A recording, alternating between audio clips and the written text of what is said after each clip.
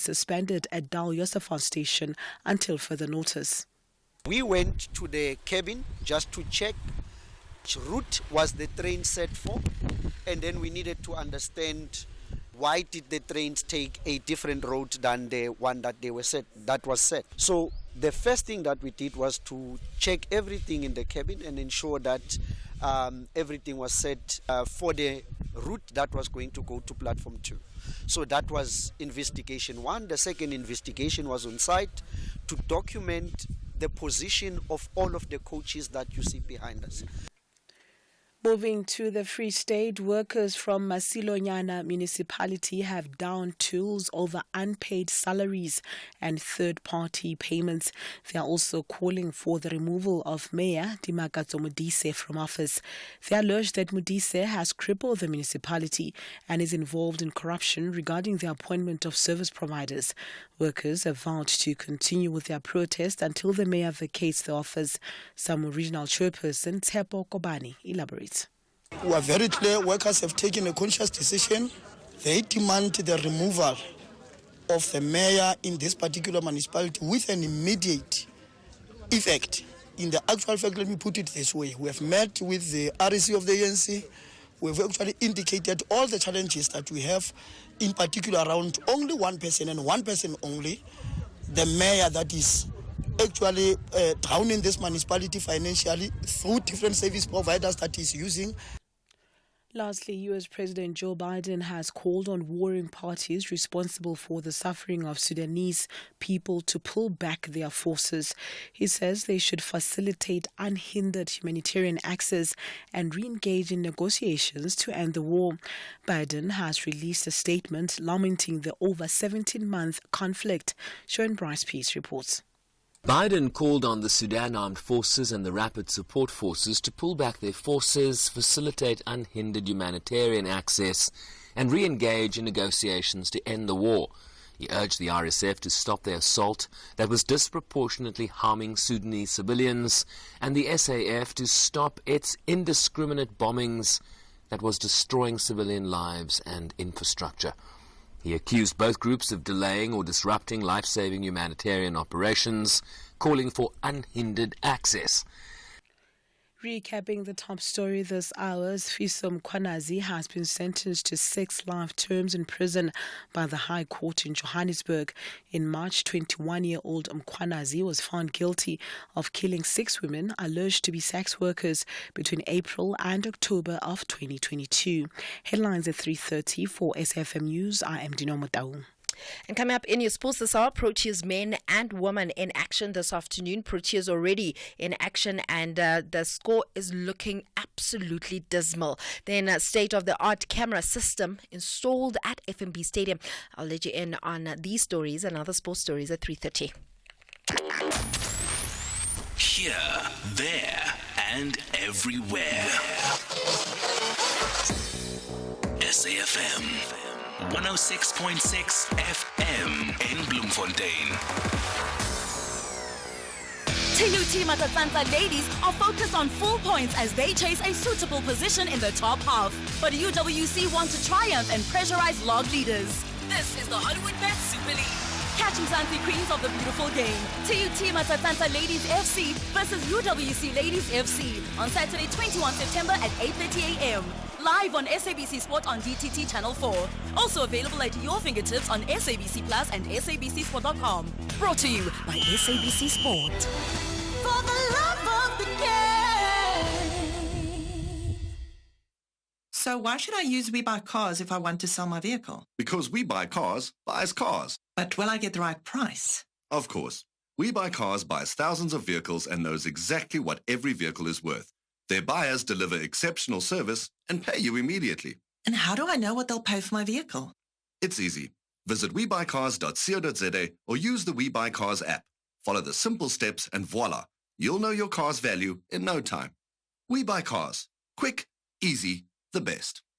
The world's best cooking show is finally here. MasterChef South Africa Season 5. You'll meet 20 talented home cooks from around Mzansi Noma Upumaphi, and no matter your favorite dish, see if the chefs can handle the heat in the kitchen in a race to be crowned MasterChef South Africa.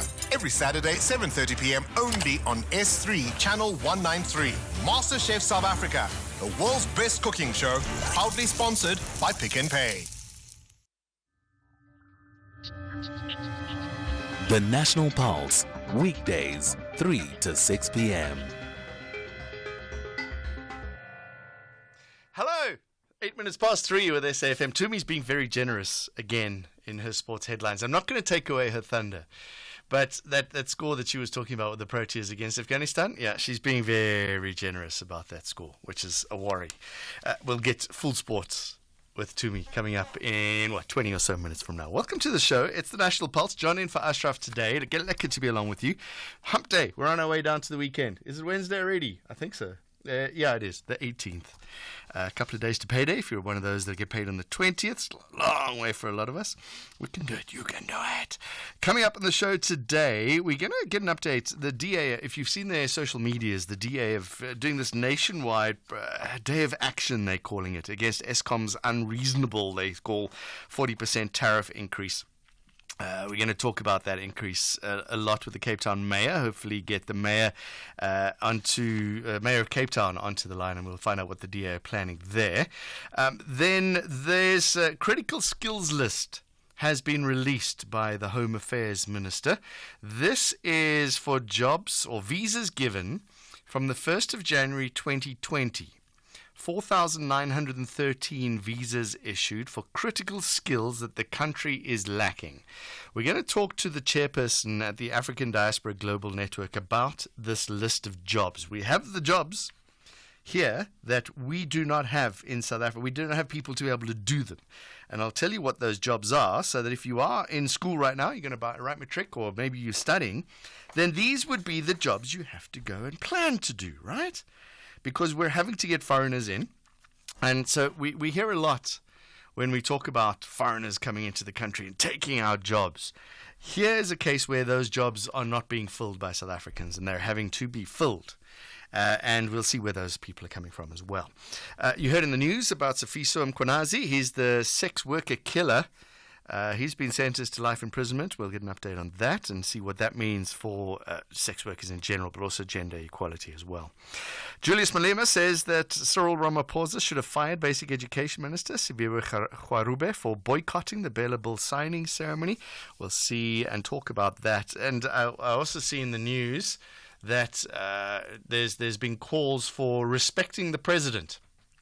As well. So there have been calls Gwen Ramakgopa is saying that the GNU ministers must respect the president. So we'll find out if that is that worthy of being fired or being called out in public. We'll find out about that later on in the show.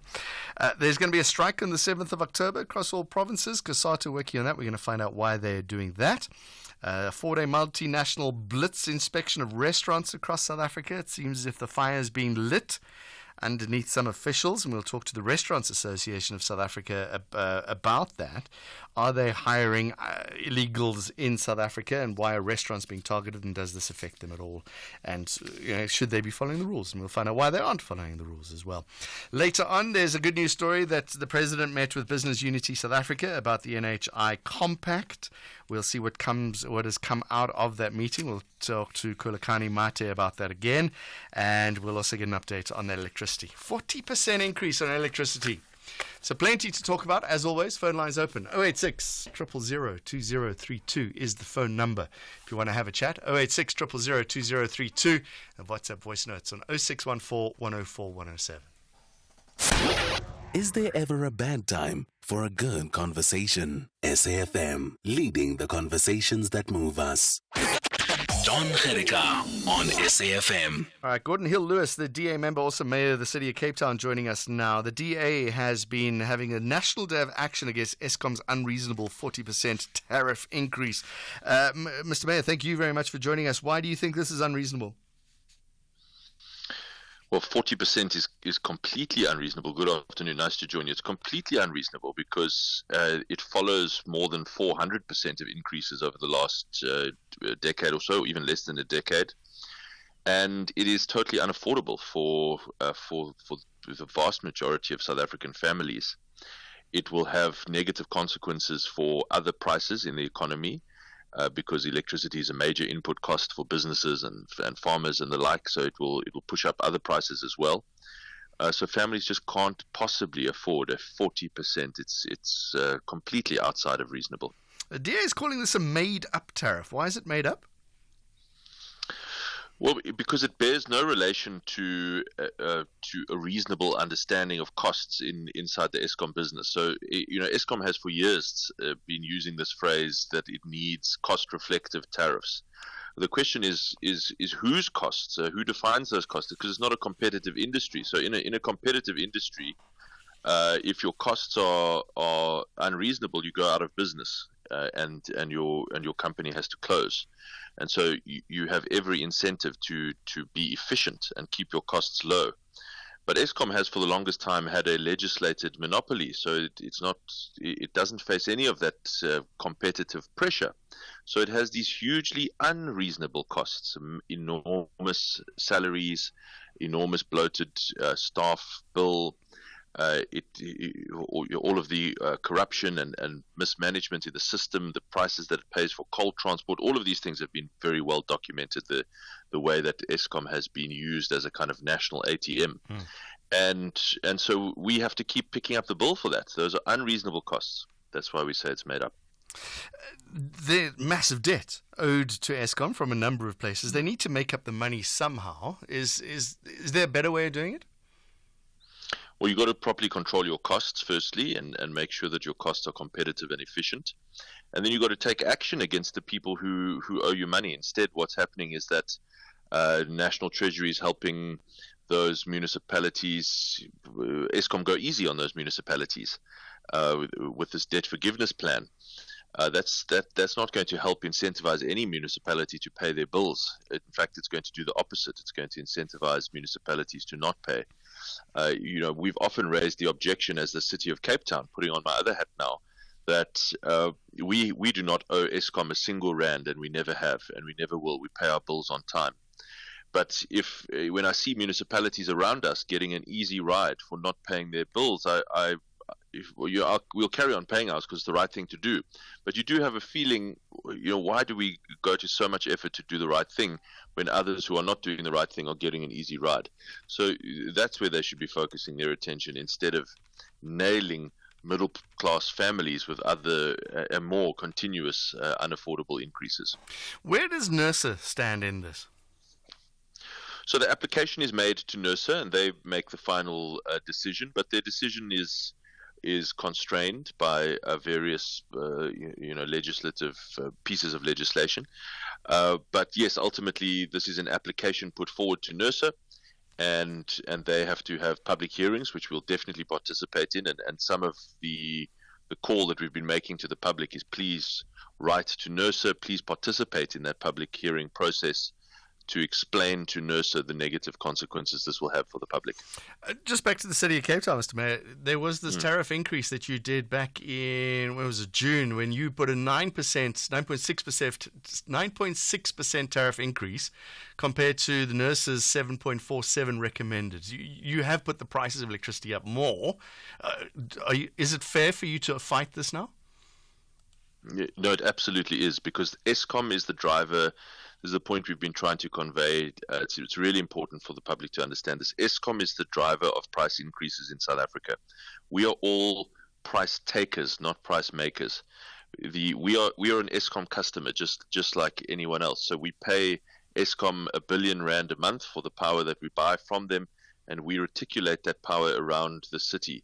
We don't generate our own power, although we're trying to now buy our own power from other Eskom sources so that we can try to reduce prices. So when Eskom puts up their price by 9.7%, by definition, we have to pass that on to customers. We cannot, we can't absorb that increase because the numbers are too enormous. We spend R1 billion a month on electricity in Cape Town. So if you just work out what the numbers are that the city would have to absorb, it's not possible for us to do that. So there has to be a flow through from Eskom to the end user, the customer, the household or the business. So this year we actually used some savings to absorb a little bit, about 1%, but that's not always possible. Most times we have to match the Eskom increase. I feel like I'm going to be asking this question a lot in today's show just because of the topic we're doing. There is no money. I don't have money to pay more to Eskom. Eskom doesn't have any money to generate electricity because things are struggling. They can't get any more bailouts from the government because there's no money. So what is the solution to all of this? Yeah, that's a good question. I mean, you can't. The solution, though, it cannot be to always go to the middle class in South Africa and say you have to pay more. And I feel like that's the standard solution. We have this idea of we've got to have an NHI that's going to include enormous additional taxes. We want to have a basic income grant, more taxes. We want to bail out Eskom to the tune of I think they've got 300 billion rand over the last decade. That ultimately comes from the taxpayer. Prices must go. It's just not sustainable. So at some point you've got to introduce competition into the market to bring prices down. That's the major benefit of competition, and that's the government simply refuses to do. They don't do it in Transnet. They won't do it in PRASA. They won't do it in Eskom. They're struggling, although they seem to be heading in the right direction on SAA. All of these prices could come down in the market if you broke these state monopolies and had a truly competitive market. That's what we're trying to do in Cape Town by buying power from other sources other than Eskom, and we're going to carry on doing that as fast as we can. I'm going to talk to Kasatu later on. One of their things that they are protesting against soon is one of their headlines, stop job losses and privatization. So they're against what you are saying. Yeah. Well, I mean, they've never met an industry they didn't want to destroy in South Africa. The fact is, competition is what drives innovation and efficiency in an economy. It drives economic growth. So you can't be afraid of that. You must embrace that. When you don't have competition, you get inefficiency, you get laziness, and you get monopolistic behavior. And this is just really basic economics around the world. Wherever you have an entrenched monopoly, you will get much higher prices and much worse service. That's like an iron law of monopolies. Where you have competition, you will get better service for the public, you'll get more economic growth, and you'll get lower prices. That's what we need in South Africa. Quickly, Mr. Mayor, you're looking for 100,000 signatures. You got this day of protest. What's next? So next is the public hearings. We've also asked for a debate in Parliament, which has been postponed. It was supposed to happen today, actually, but it's been postponed. But that'll happen. We'll get a debate going in Parliament. We need to go to the NERSA public hearings and make our voice heard loudly as South Africans, particularly middle class South Africans, that families that really can't afford this. I didn't even have time to talk about the roof on the Cape Town Stadium. We'll talk about that another time, right? No problem. Happy to do so. Gordon Hill-Lewis, DA member, Mayor of the City of Cape Town. Thanks for joining us. 1 hour for the kids' school run, 8 hours at work, 2 hours preparing meals, and so much more. Sure. 24 hours is simply not enough to do it all. Luckily at UNISA, you don't need to find time for your studies. Anytime will do. Shape your future with the leading open distance e-learning university in Africa. Applications to study undergraduate qualifications at UNISA in 2025 are open. Visit unisa.ac.za to apply. UNISA, define tomorrow. This September, S3 brings you thought-provoking nature dockies that will change the way in which you view the world.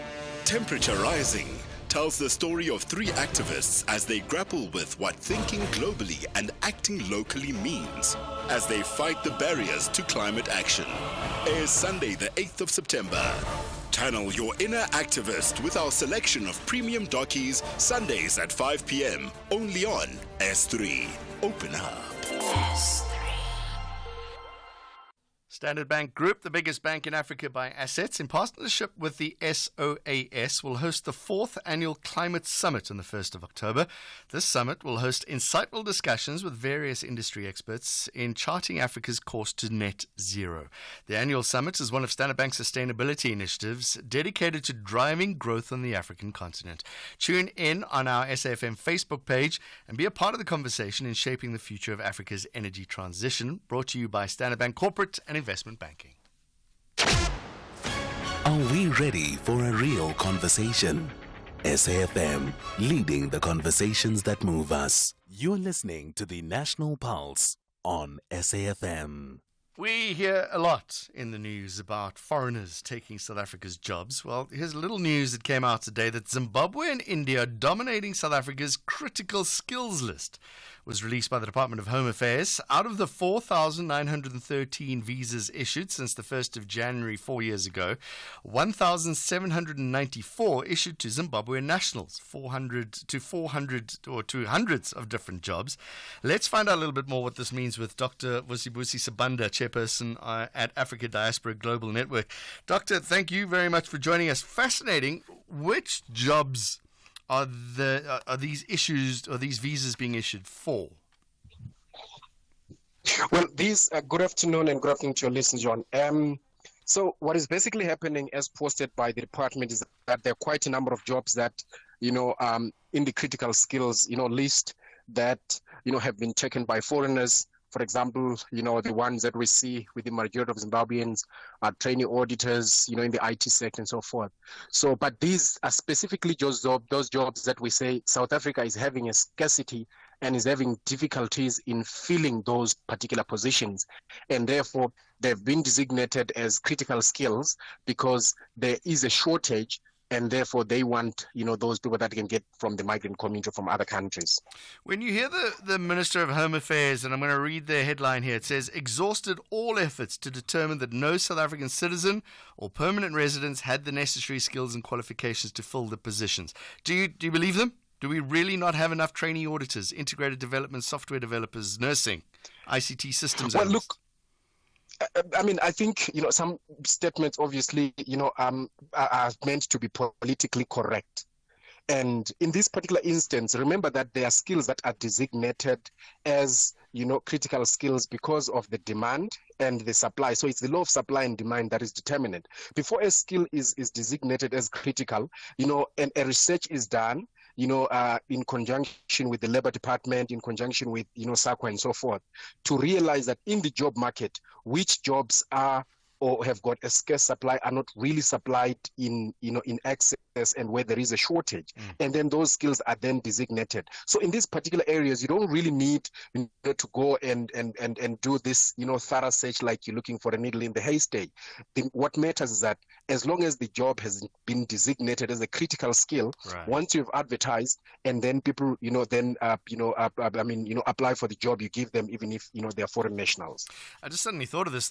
International countries will also be looking for these same people, right? Nurses, I know there's many South African nurses going overseas. So South Africa is competing with the globe here. Australia, Canada, Germany, UK. South Africans might be going and earning pounds. Very true. Look, one of the issues that you'll find out is that a lot of trainees that are also from South Africa, looking at South Africa, the status of South Africa in the globe and the world, you will notice that South Africa, trains quite a number of trainees in those particular areas. But because of the status of South Africa in Africa, the very same, trainees or graduates from these particular job sectors are highly sought for in other countries. So the ones that South Africa ideally trains because of that scarcity easily go to other countries because of the status of South Africa in terms of the economy, in terms of the training levels, to the extent that South Africa can never satisfy the need domestically. And hence then it has to take these people from other countries. Okay, because that was going to be my question, is if I was in matric now, or maybe grade 9 when you start choosing subjects, should this be where I'm aiming, to be one of these skills shortage jobs?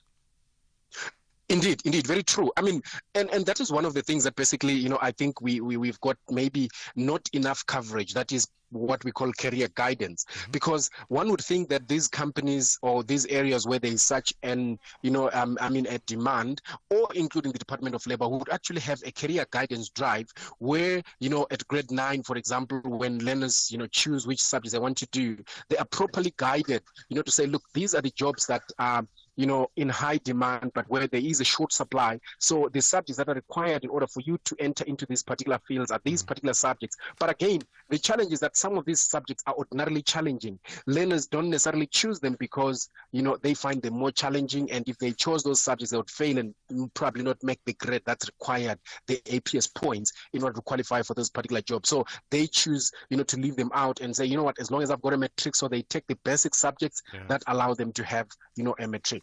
Doc, can we read into the countries from where these people are coming? Zimbabwe first, 1,794, then India, the DRC, Nigeria, Cameroon, Germany to 85, the UK is up there as well. Can we read anything into that? Well, of course, look, we've got quite a number of countries that are in the African continent that, are obviously supplying. And of course, India in Asia, we know that, India is one of the fast growing, countries, even in the BRICS and the economy and so forth. So obviously its training drives are obviously, on the up there. And of course, we might not have the kind of, political or, kind of instabilities that we have in some of the African countries that we have. If we look at the African countries, we know exactly what is happening with those countries. We know what's happening in Zimbabwe. We know what's happening in the DRC, in Cameroon, in Nigeria, and these are countries that have got a high level of, unemployment as a result, specifically of political instability and poor economics. And as a result, you find that their industries are not performing very well. So they'll have a lot of excess, people that are trained and qualified that cannot work there. And because also of the currency, in some cases, they are not happier working there because, the countries, are not faring well, in terms of their currency, exchanging to international currencies. These critical skills. Now, let's say a critical skill is filled by a Zimbabwean now, and a South African comes along and now has the skills to be able to take that position. Is that the Zimbabwean out of a job and they go back to their home country, or is that just tough for the local? Well, not necessarily. Look, the issue is basically that because of the laws of fairness, the labor relations and all that, it may not necessarily, if somebody has got a contract, depending on the length of, that particular contract that they've been given the job for, you would not easily say, okay, because, a South African has been qualified, because look, they normally don't have these tests that say, okay, how many South Africans have been released today, but obviously on a year-to-year basis or so, the critical skills is continue to be, reviewed to see that is a particular job still in the critical skills list or not, or now there is an oversupply in that particular market. So if there is an oversupply, obviously if, the person, for example, who's been occupying a job, their contract comes to an end and the job is re-advertised, it means that a South African obviously is going to apply. But of course, we will also take cognizance of the fact that experience and all these issues will also come into play because companies don't just employ people that don't have experience. You must have the experience. But there might be short-term contracts for the foreigners, right? Indeed, very true. In fact, that's been, and that's what was encouraged, that these contracts should probably maybe be 2-year contracts, but especially when people are in here, or in some cases on a year-to-year basis. We've seen that in the education industry. Dr. Vusimusi Sibanda, thank you very much. Chairperson at Africa Diaspora Global Network, brings us to 3:30. Time for news. The headlines at 3:30. I am Dino Daung. Good afternoon.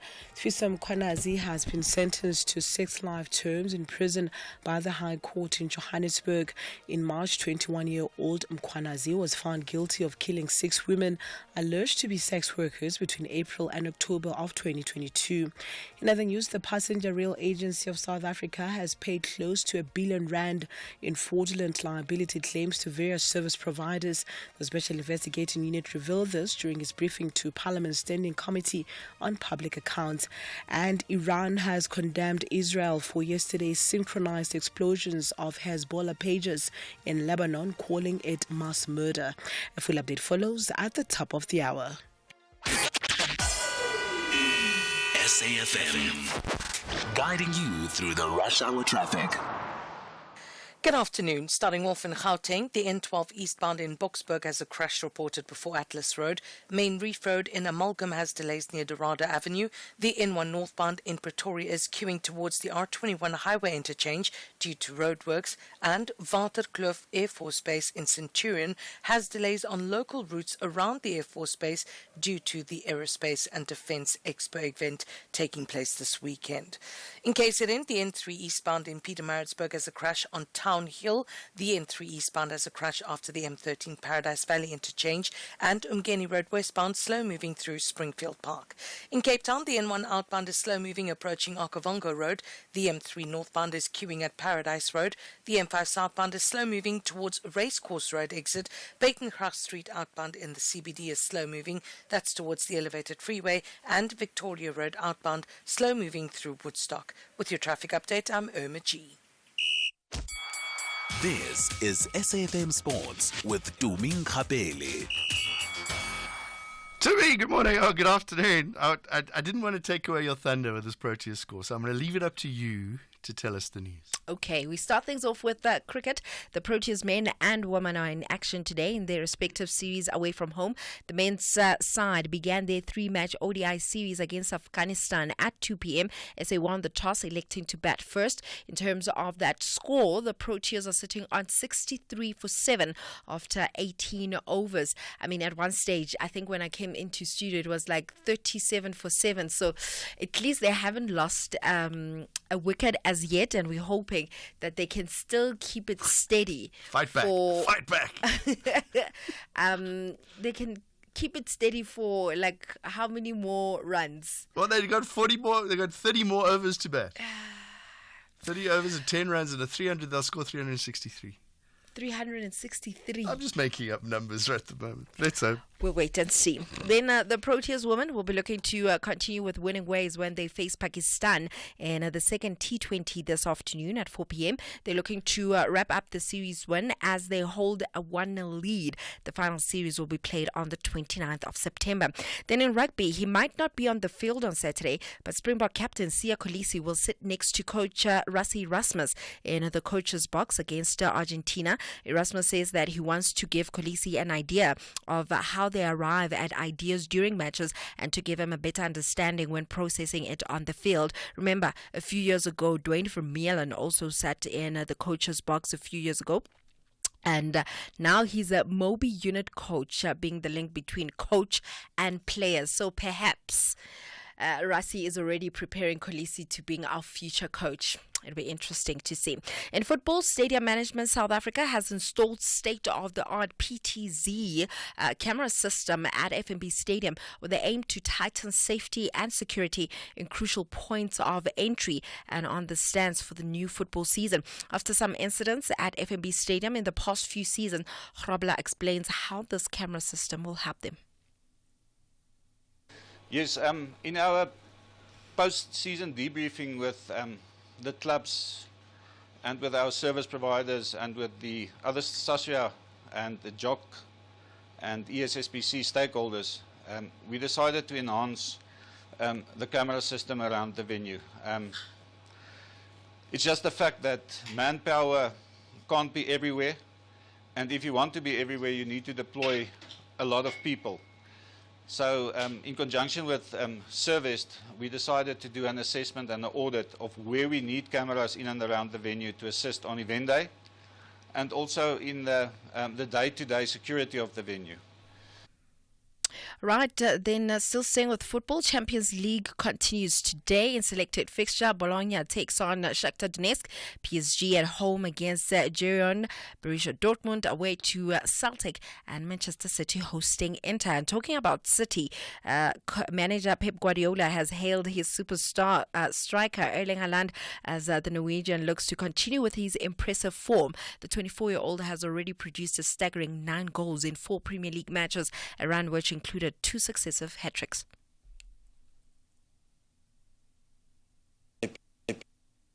Are those numbers surprised you, though? Because you knew you were getting a goal scorer, a guy that was a great finisher, but have those numbers even surprised you? A little bit, yeah. Do you know why? I played 11 years as a professional, as a football player. I was a football player in the past, you know? I scored 11 goals. This guy in 4 goals scored 9. So have one more game, equalize me. So imagine, he surprised me. Talk about a coach that has high standards. But moving on to motorsports, Sergio Perez's father is stable in hospital in Mexico City after he collapsed at home following the Red Bull Formula One's driver's heavy crash in Sunday's Azerbaijan Grand Prix. The 65-year-old is reportedly going to remain under close medical supervision for several days. Perez and Ferrari's Carlos Sainz were battling for third place in Baku when they collided and ended up in the wall with the virtual safety car deployed to the end of the race. Both walked away unhurt. Yeah, that's an example of a naughty Formula One headline. They do it a lot in Formula One. The headline today, this morning I read, was Perez in hospital after heavy crash. Yeah. All right, that was the headline. So I thought, like, what? Sergio Perez is in hospital. Why? After what? Because he got out the car. You seemed fine, and there was a whole little fighty fight. It was his dad. The dad. It's naughty headlines. Very naughty. Okay, but I hope his dad gets well. Yeah. Well, that's it. It's a wrap from my side for now. I'll have more in the next hour. Do great solutions start with a good conversation? SAFM, leading the conversations that move us.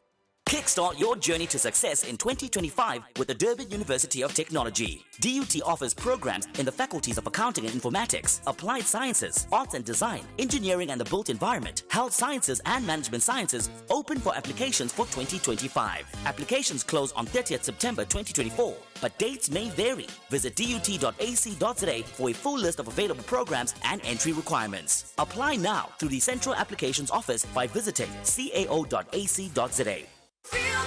Put a spring in your step with the Espresso Morning Show. That's right. Join us for fresh ideas, blooming trends, and vibrant tunes that are sure to brighten your day. Discover the best ways to enjoy this season's beauty, from garden tips to spring fashion.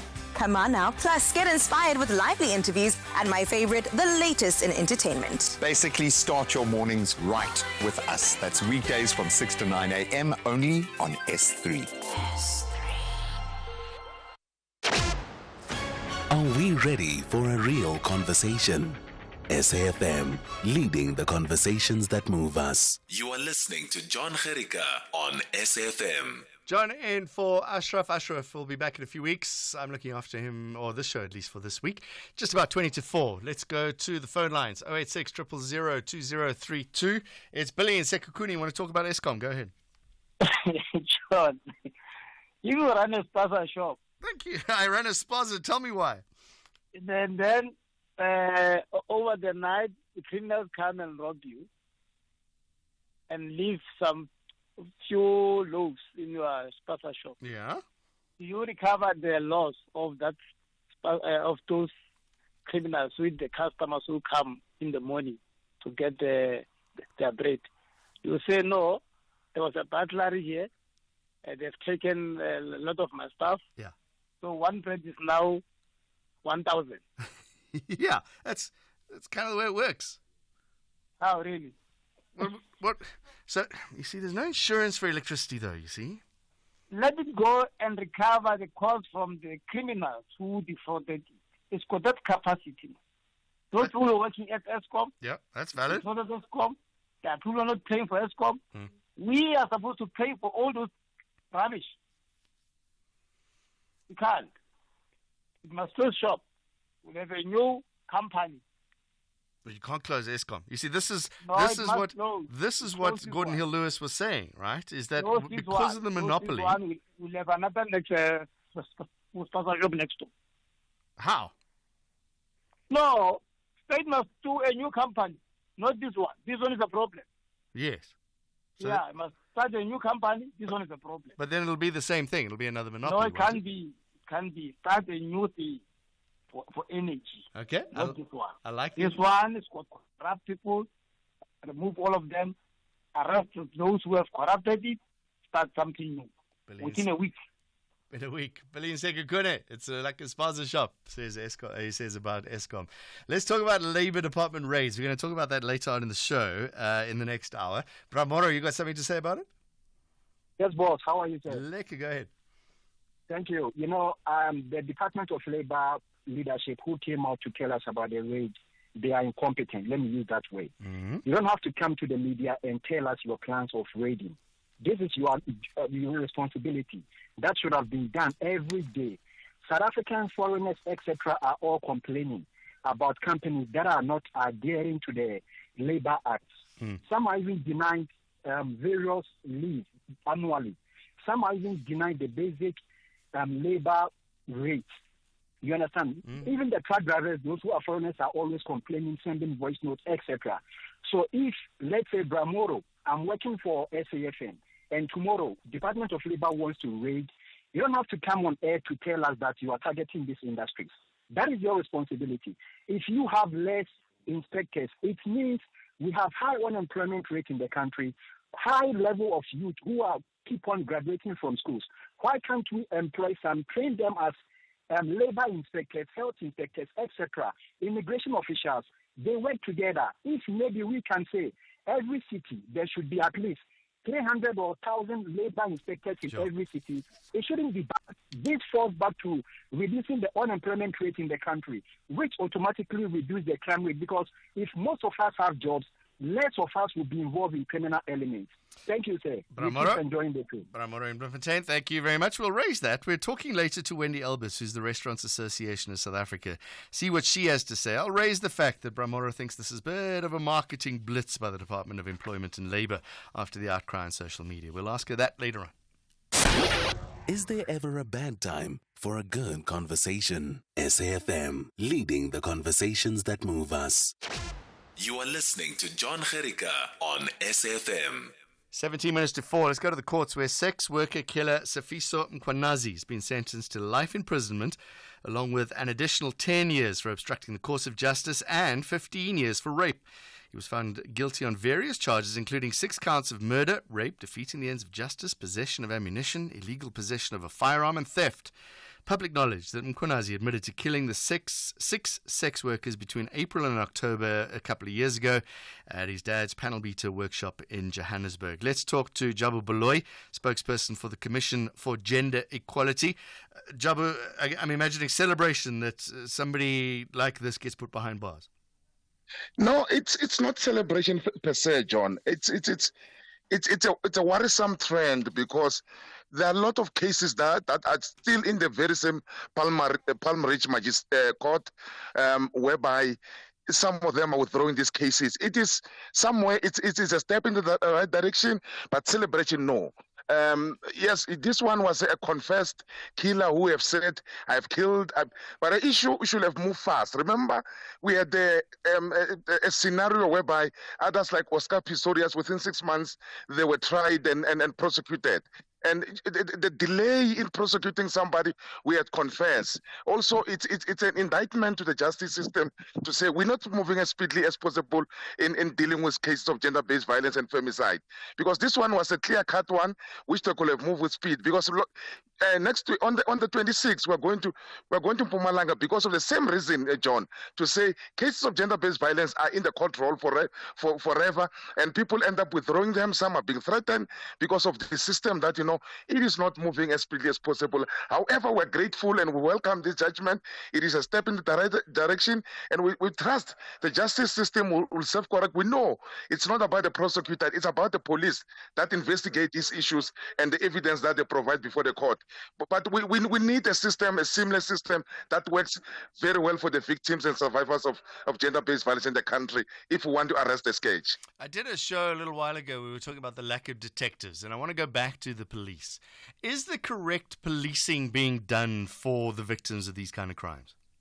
No, it is not done. If people are still complaining when they go to the client service center, how they're being treated, and also some of the wonderful work that is being done by the various units that are there in the police. Immediately when you remember there's a store of Tsekofasepule, the store of all those teams that were there, they were dismantled after being successfully dealing with the task. And that begs the question, are we willing to ensure that we train more detectives, we train more people who deal with gender-based violence, because this sensitivity need to be applied when dealing with these cases, because the questions that are being asked of the victims and survivors at the police station at times are not. Remember the Omotoso case, how even the society was cringing on the questions that were being asked by the defense lawyer. So it is something that we need to sensitize them. They need to understand the gravity of the matters at hand. The police officers, the detectives have to be trained to deal with these gender-based violence cases specifically on them. So so that, we can make sure that, we leave nothing to chance. Because I always tell people, John, in the court of law, it's not what you can say nicely, it's what you can prove beyond a reasonable doubt. Should you do that, I'm telling you, we'll move a milestone ahead of time in terms of reducing the numbers and eventually ending them. Remember, we have signed the Sustainable Development Goals in South Africa. We said by 2030 we'll arrest the scourge of gender-based violence. But at the pace we are moving, we're not anywhere near. Do you feel once it does get to the courts that the prosecutors are living up to what they should be doing? Yes, but the prosecutors need also a tight case coming from the ground, from the police. Hence, you cannot send a constable who just come from Oshoran or Pretoria West from training to deal with gender-based violence case. You need to send those ones who are seasoned, those ones who understand, so that the prosecution can move with speed. We have seen it with Mvumile Jezile, we have seen it with Oscar Pistorius, we have seen it with other cases, Toko Fasopule, whereby the police have had a tight case, and then the people... The people were arrested as speedily and prosecuted as speedily as possible. This punishment, life imprisonment plus other years for other things, and only 15 years for rape, is that the kind of punishment that you want for every gender-based violent criminal?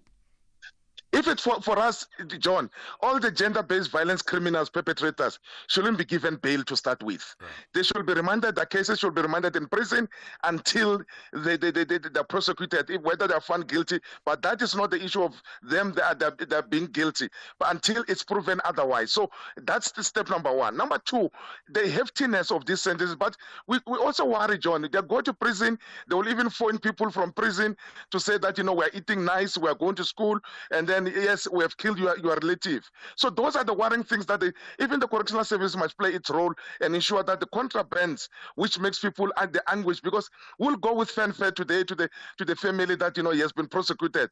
But what about the deceased family?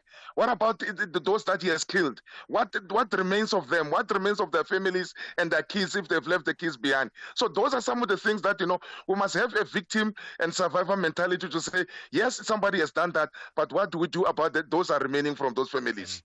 You said you're off to Mpumalanga. What are you doing?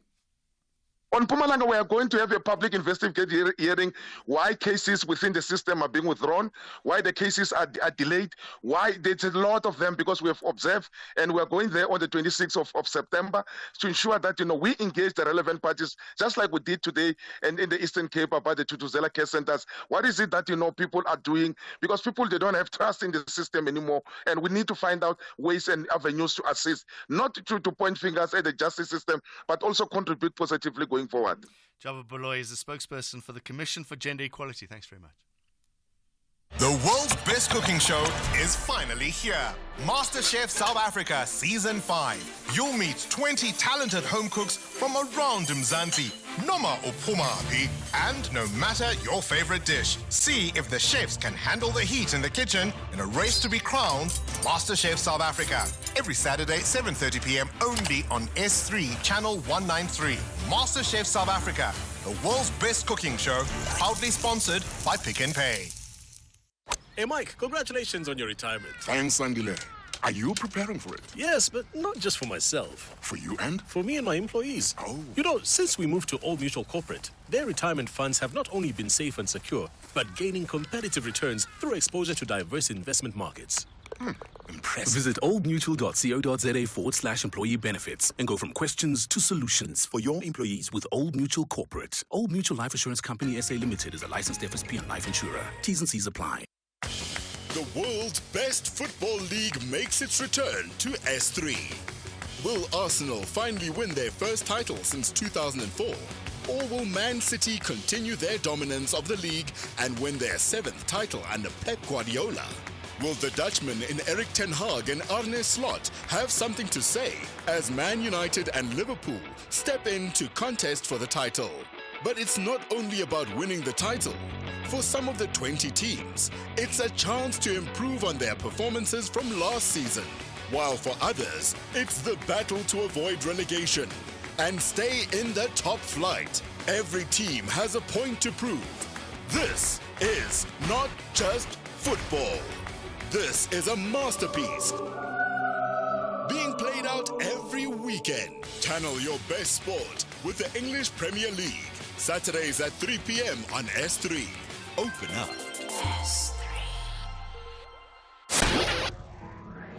Do great solutions start with good conversation?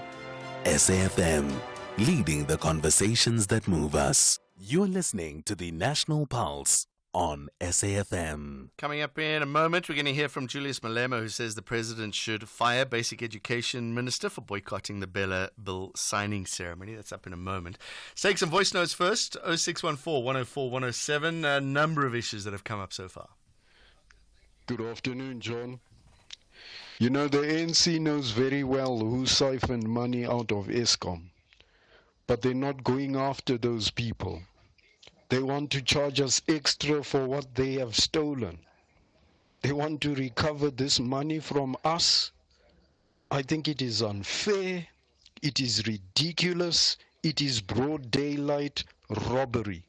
They must go after the people who siphoned the money out of Eskom and close their bank accounts, confiscate properties, and get that 40% that they're looking for from those people and leave us alone. Thanks, Lionel Whitbank. Thank you, Lionel. We'll take more voice notes later on. You with SAFM. It's 7 minutes to 4. Who says talking never solves anything? SAFM, leading the conversations that move us.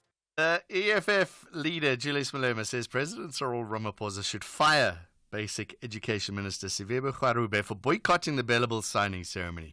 He said this in an interview with Clement Manyatela last night on SABC's Channel 404. Let's listen to what he had to say. How can a minister not go to a place where the president is signing a bill? That is bringing cabinet into disrepute.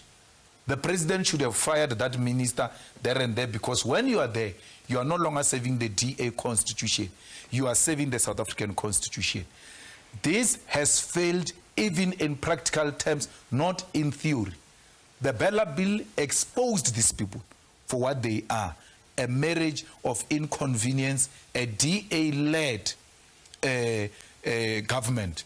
It's not an ANC-led government. It's a GNU. Helen told you, where I went to him, he said, let me lie to them and say it's a government of national unity, because if I tell them straight that it's me and you, they are not going to agree. So it has failed. Whether they are in denial or not, it has failed. They are going to fight on NHI.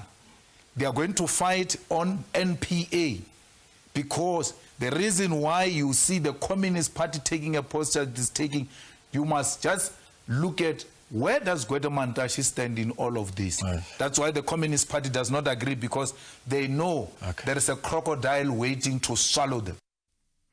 Well, let's get a little more analysis on this with Professor Ntsikelelo Breakfast, Director of the Center for Security, Peace and Conflict Resolution. Prof, what do you make of the situation, first of all? Thank you very much for having me. I think everything has a context, and context is everything. I think under normal circumstances, one could say that the president should have fired the minister. But then you have an arrangement that is peculiar in this regard. You have political parties that have joined forces because there was no outright winner in the recent general election. So I think that must be noted, that in as much as the Constitution makes a provision that the president is the one that appoints, is the one that fires, but then these political parties have signed off a deal. So it's not something that is simplistic or straightforward, that if a minister doesn't pitch up, therefore you must let go of that minister. But there is a problem here, even though one needs to follow, a sequence of events, because the minister in question also is on record having said that she's going to abide by the policy and implement it. But the challenge is that sometimes I get the sense that the DA or its ministers, they come across not to be thinking that they are part of the executive, in the sense that they come across to be thinking that they are accountable to the party, not to the president or to the legislative institution. It's interesting. That was my note I've got here. It's the president appoints the ministers. this minister in particular on this one had a protest. She notified that in the present circumstances, I cannot attend today's signing ceremony until concerns regarding the bill are rectified. Does she have a right to do that, to protest like this? Yeah, I under normal circumstances, she should have been there.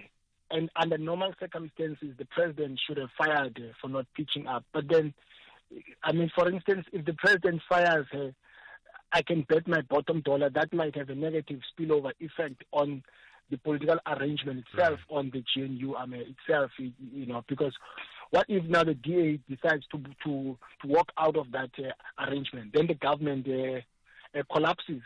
So it's not something that is straightforward. It's a very complex matter, but I think what is important is that there is a political arrangement amongst these political parties. And the president is the head of state and the head of government. But then we must also take into account the fact that he rose into power via a political arrangement.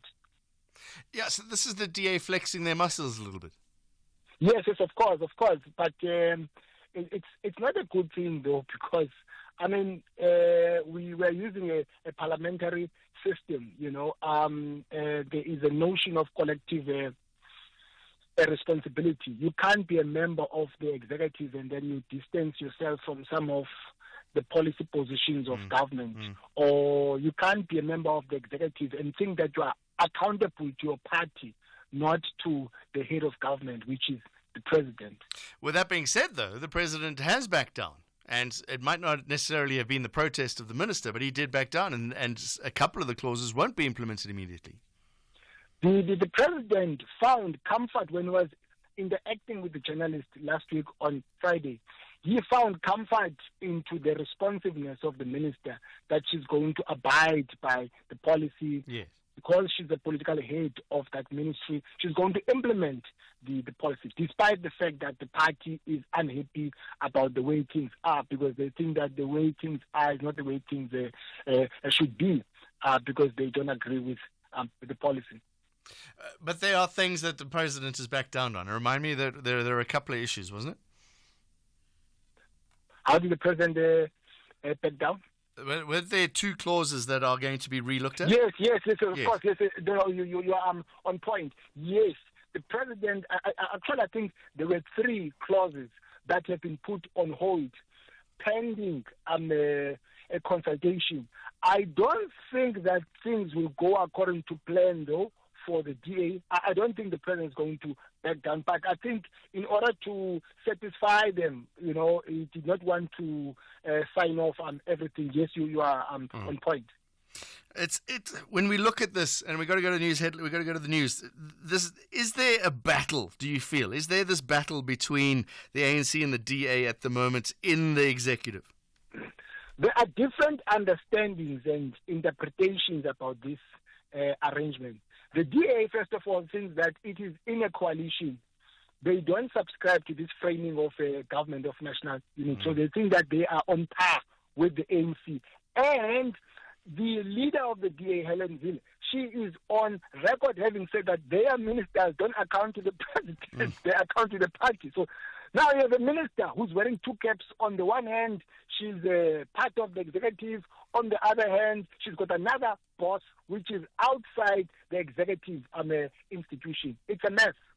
Professor Ntsikelelo Breakfast, thank you very much. Is the director of the Center for Security, Peace and Conflict Resolution. It's 4:00.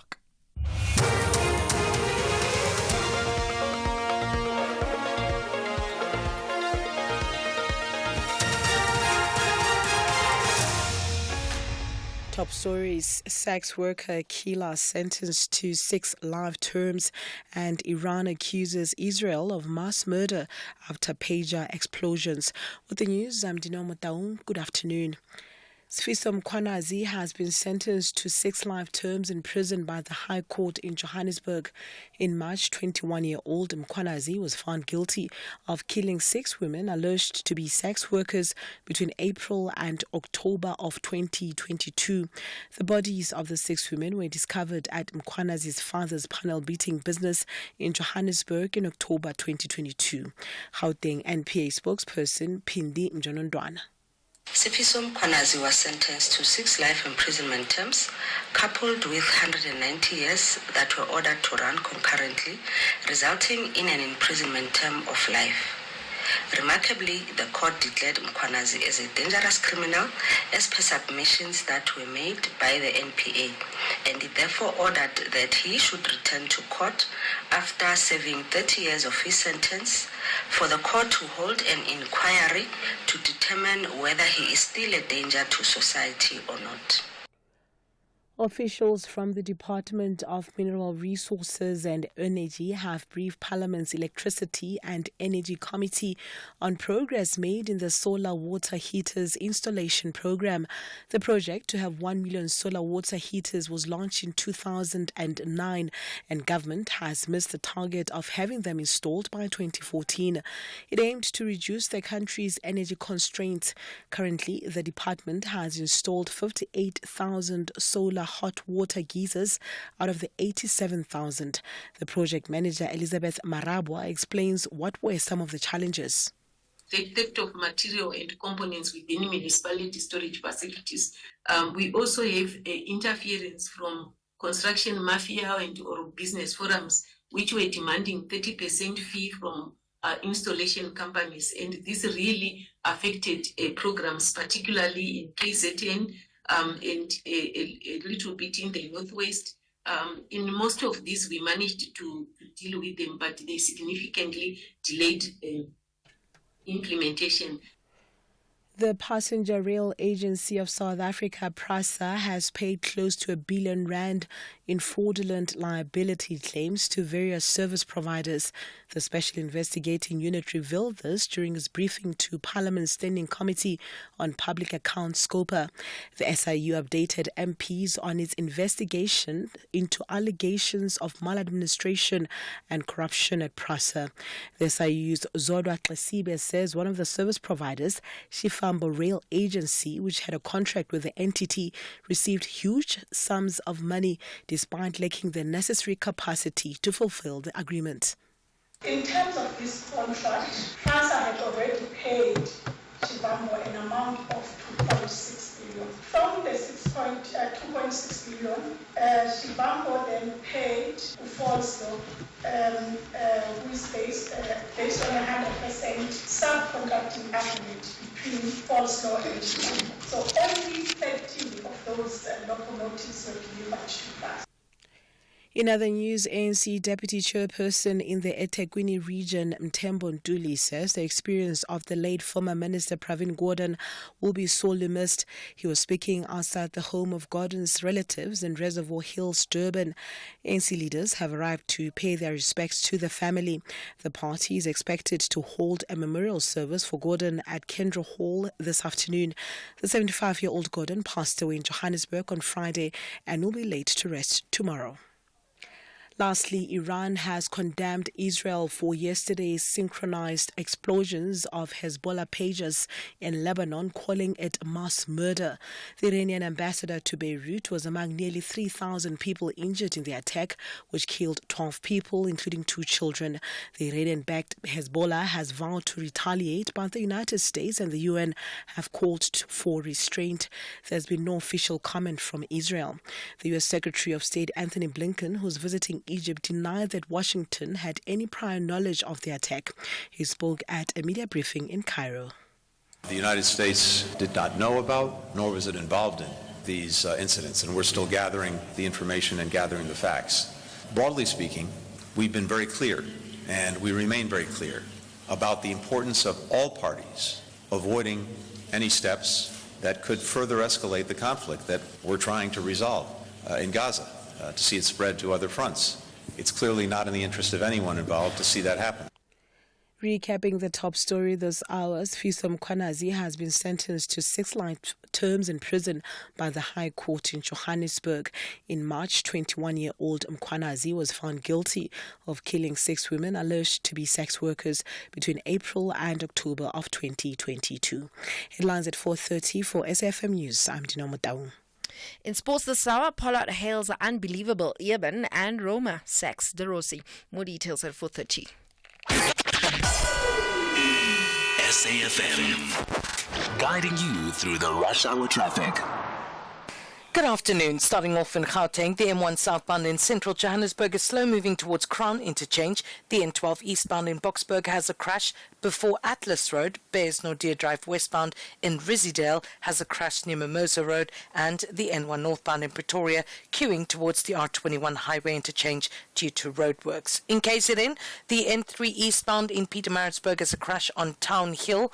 The N3 eastbound has a crash after the M13 Paradise Valley interchange, and Umgeni Road westbound slow moving through Springfield Park. In Cape Town, the N2 outbound an earlier crash at the M5 highway has been cleared. The M3 inbound is queuing towards Hospital Bend. The N1 outbound is slow moving towards the M5 Kuburg interchange. The M3 southbound is slow moving through Bishop's Court, and the M5 southbound slow moving towards Racecourse Road exit. With your traffic update, I'm Irma G. Here, there, and everywhere. SAFM 105.6 FM in Palabora. Kickstart your journey to success in 2025 with the Durban University of Technology. DUT offers programs in the faculties of Accounting and Informatics, Applied Sciences, Arts and Design, Engineering and the Built Environment, Health Sciences and Management Sciences, open for applications for 2025. Applications close on 30th September 2024, but dates may vary. Visit dut.ac.za for a full list of available programs and entry requirements. Apply now through the Central Applications Office by visiting cao.ac.za. And we went on a water safari, and Mom spotted a hippo, and it said, There is a place where you can see wonder and the wild, with breathtaking scenery and endless landscapes. Enjoy good food and embrace great taste. And the next day we went to the Reed dance. I saw the maidens handing over reeds to the mighty Zulu king, and the Zulu warriors chanting, Baye! Explore all this and more in the magical Zulu Kingdom. This message is brought to you by KZN Tourism and Film Authority. For 18 years, Kumbulekaya has been fostering healing through forgiveness and reconciliation. Are you asking me that? Yes. I grew up without a mom. So what happened to your family? What family? You are my family. What happened to you? Witness as families forgive one another and reunite after a long time. Catch the new season of Kumbulekaya on SABC1 every Wednesday at 9 p.m.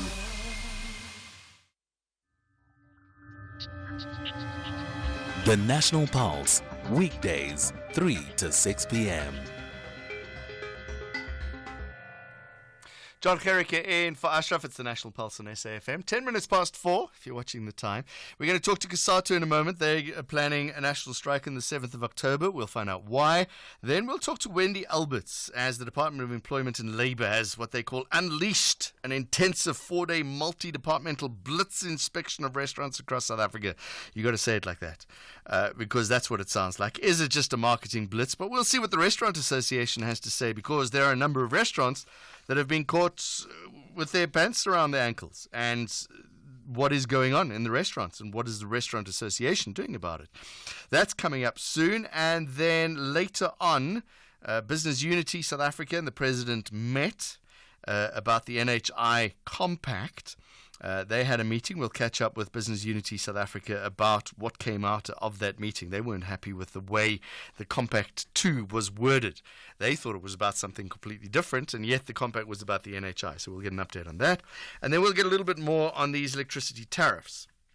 We're going to talk to an energy analyst. Earlier today, you heard the DA mayor, as the DA are having a national day of action against this 40% tariff increase. We're going to talk to an energy analyst to find out why a 40% increase is there. So all very well protesting about it, and it seems as if you kind of throw your hands up and go, oh, that's the price of electricity, so we're going to have to pay it. We'll get an energy analyst to try and explain the numbers to us. Is it people who aren't paying, as the DA says? Is it just the price of things that go up? Is it, there's a number of municipalities who are stealing the money? Who knows? We'll talk and find out what the answer to all of that is. That's all coming up, but let's talk to COSATU now. Do great solutions start with good conversation? SAFM, leading the conversations that move us. Jon Gericke on SAFM. COSATU calling a national strike on the 7th of October across all provinces against joblessness, income inequality, poverty, all the regulars. It's organised by COSATU. The Federation's national spokesperson is Zanele Sabela. Joins me on the line now. Zanele, good afternoon to you. Thanks for joining us. You've got, 8 or 9 points here. Let's run through those, and you can maybe explain why the strike will be happening. First of all, stop the attack on collective bargaining. Why? What's the issue there? Hi, John. Thank you so much for having us. Stopping the attack on collective bargaining. You will know that about 2 years ago, there was a public servants wage deal that was inked. But then when it came time to pay the increase for the third year, then government was just not in the mood to sign it. So that was problematic for us. But over and above that, recently, SAMU, which represents municipal workers, was in talks with SALGA. And SALGA was actually trying to say that they want to exempt municipalities that are not doing well. And in terms of being part of a bargaining council, you can't do that. You can't say a whole block of employers must get an exemption. Each individual employer must actually come through and apply for an exemption, and the processes attached to that is their finances are then looked at, and then we can come to a conclusion whether they can or cannot afford to pay the increase. So also, the city of Tshwane, you'll remember that the city of Tshwane has been refusing to actually pay the increases for the municipal workers there in Tshwane, and that case is now going to court very soon. So it's the abuse of collective bargaining that you're struggling against. It is the fact that now all of a sudden, led by government, also private employers also don't want to comply with collective bargaining.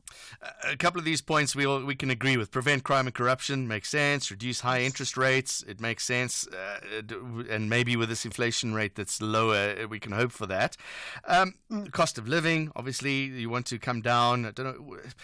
Just on those things, the high interest rates and the cost of living, a lot of that's got to do with international pressures as well. What do you expect the local government to do?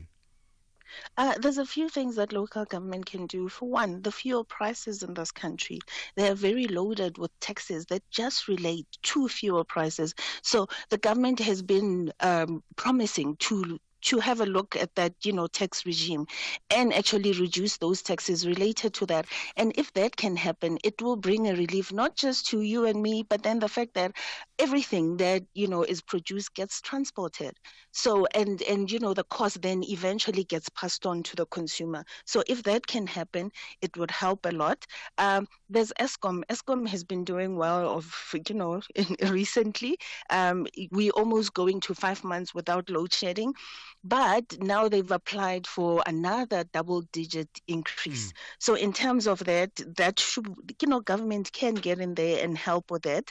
A lot of other things that, we need to turn, that 350 Rand grant.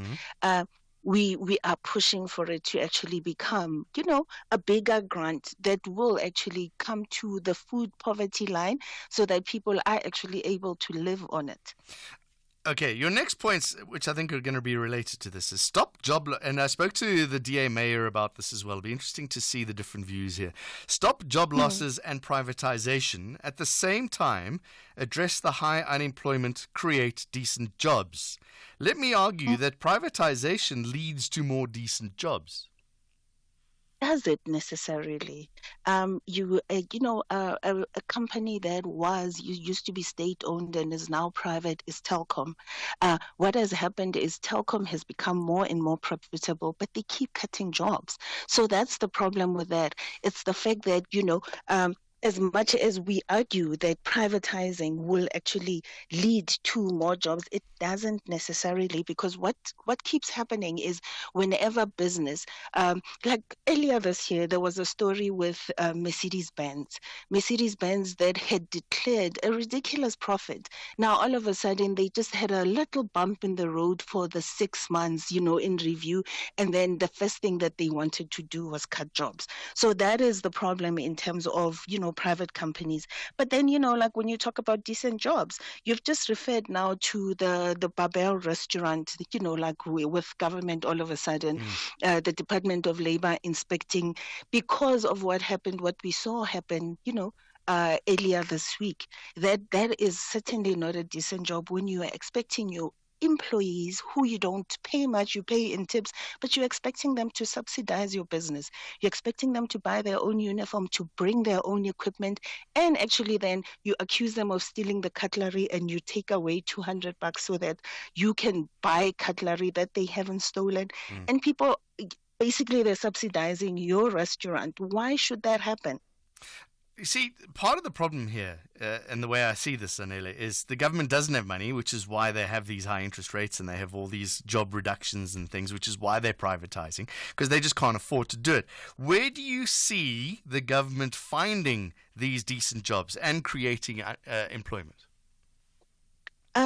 So there's a lot that's happening, like with government and the expanded employment program that needs to be expanded, because the more you have people who are working, then, we grow this economy. I don't know. I read this morning the fact that, with the introduction of the two-pot retirement system, there's actually now improved consumer confidence. And what's going to happen with those withdrawals that people are taking out is they're going to be paying their debts. Money that they've been owing, they'll be able to pay those debts, and then it will give them relief to spend on other things that they sorely need, because people are really, really in a tight corner. When you have to decide whether to feed your family or do something else, it's really, really been hard. And so things like that, and we are starting to see things improve. Fuel prices are coming down. We're expecting fuel prices to come down very soon. Next month, fuel prices are coming down. And there's the fact that inflation has also gone down. And so we're praying that tomorrow the MPC will actually bring the interest rates down at least 25 basis points, which will provide relief and will start off. But I don't know. I'm sure you're also feeling it. There's a bit of optimism in that. But everyone is feeling it. Let me just talk about the strike, though. You see, a strike is very... a strike shuts the country down, which goes against all of these lovely things that you want. So, there's less money being paid, there's less production, all those kind of things. You're in a tripartite alliance with the ANC, Kasatu. What is the conversation happening behind closed doors there? In terms of? All of these things. The ANC is still in government. The ANC is still in government, but, the structure of government has changed. You will see what happened last week with the signing of the Bella Bill. The Bella Bill is it's a bill that went through Parliament in the 6th administration. And people in Parliament, it was voted overwhelmingly in Parliament. And now all of a sudden, two clauses, the most crucial clauses that were supposed to be signed, now have, there's been time given to deliberate more on it. So it's those kind of things that, situation has changed. Things are not what they used to be. Is there tension? Terms of that. Is there tension between you and the ANC? Well, when government, let's be honest, when we sit across the bargaining, the bargaining table with government, and they're all of a sudden an employer, they act just like an employer. And this is what we have seen happen, like I was talking about that, wage agreement about 2 years ago. So in terms of that, you will see that happening. But then also, we talk about, we also marching for these austerity measures, because what you've seen those austerity measures do of recent times is the fact that we're now talking about reducing the number of teachers. Yes. Which is something that is very strange, that if there's anything that we should be cutting, I'm not sure that's where we should be starting. 7th of October is a Monday. How many people you hoping everybody will down tools? It's a Monday. We're hoping everyone will down tools. Take But a nice over long and weekend. above it being a Monday, it's actually World Day of Decent Work.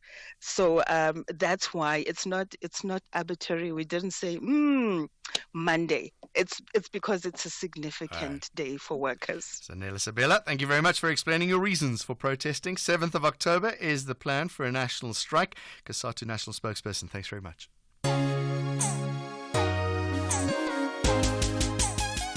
This Heritage Month, SAFM invites you to celebrate the rich tapestry of our nation's diverse cultures. From the vibrant beats of our traditional music to the flavors of our unique cuisines, every culture tells a story of strength, unity, and identity. We honor the heroes and heroines who laid down their lives for our freedom, reminding us that our shared heritage is what makes us strong. Together as one, we celebrate who we are because our culture is our identity. This Heritage Month, let's celebrate every culture, every story, and every voice.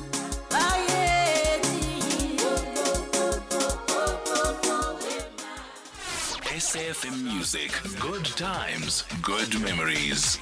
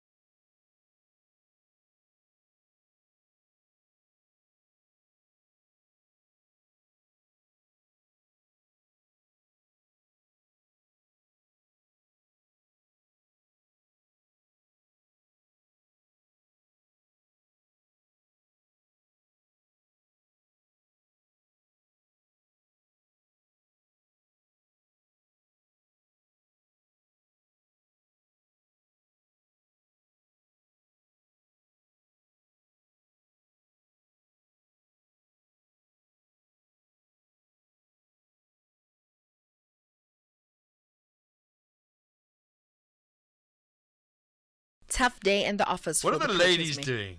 Well, in terms of the ladies, just to remind our listeners, South Africa is playing Afghanistan in an ODI, not T20. And on the women's side, it is a T20. South Africa won the toss, and they chose to bowl first. And Pakistan are currently sitting on 62 for 1 after 8 overs.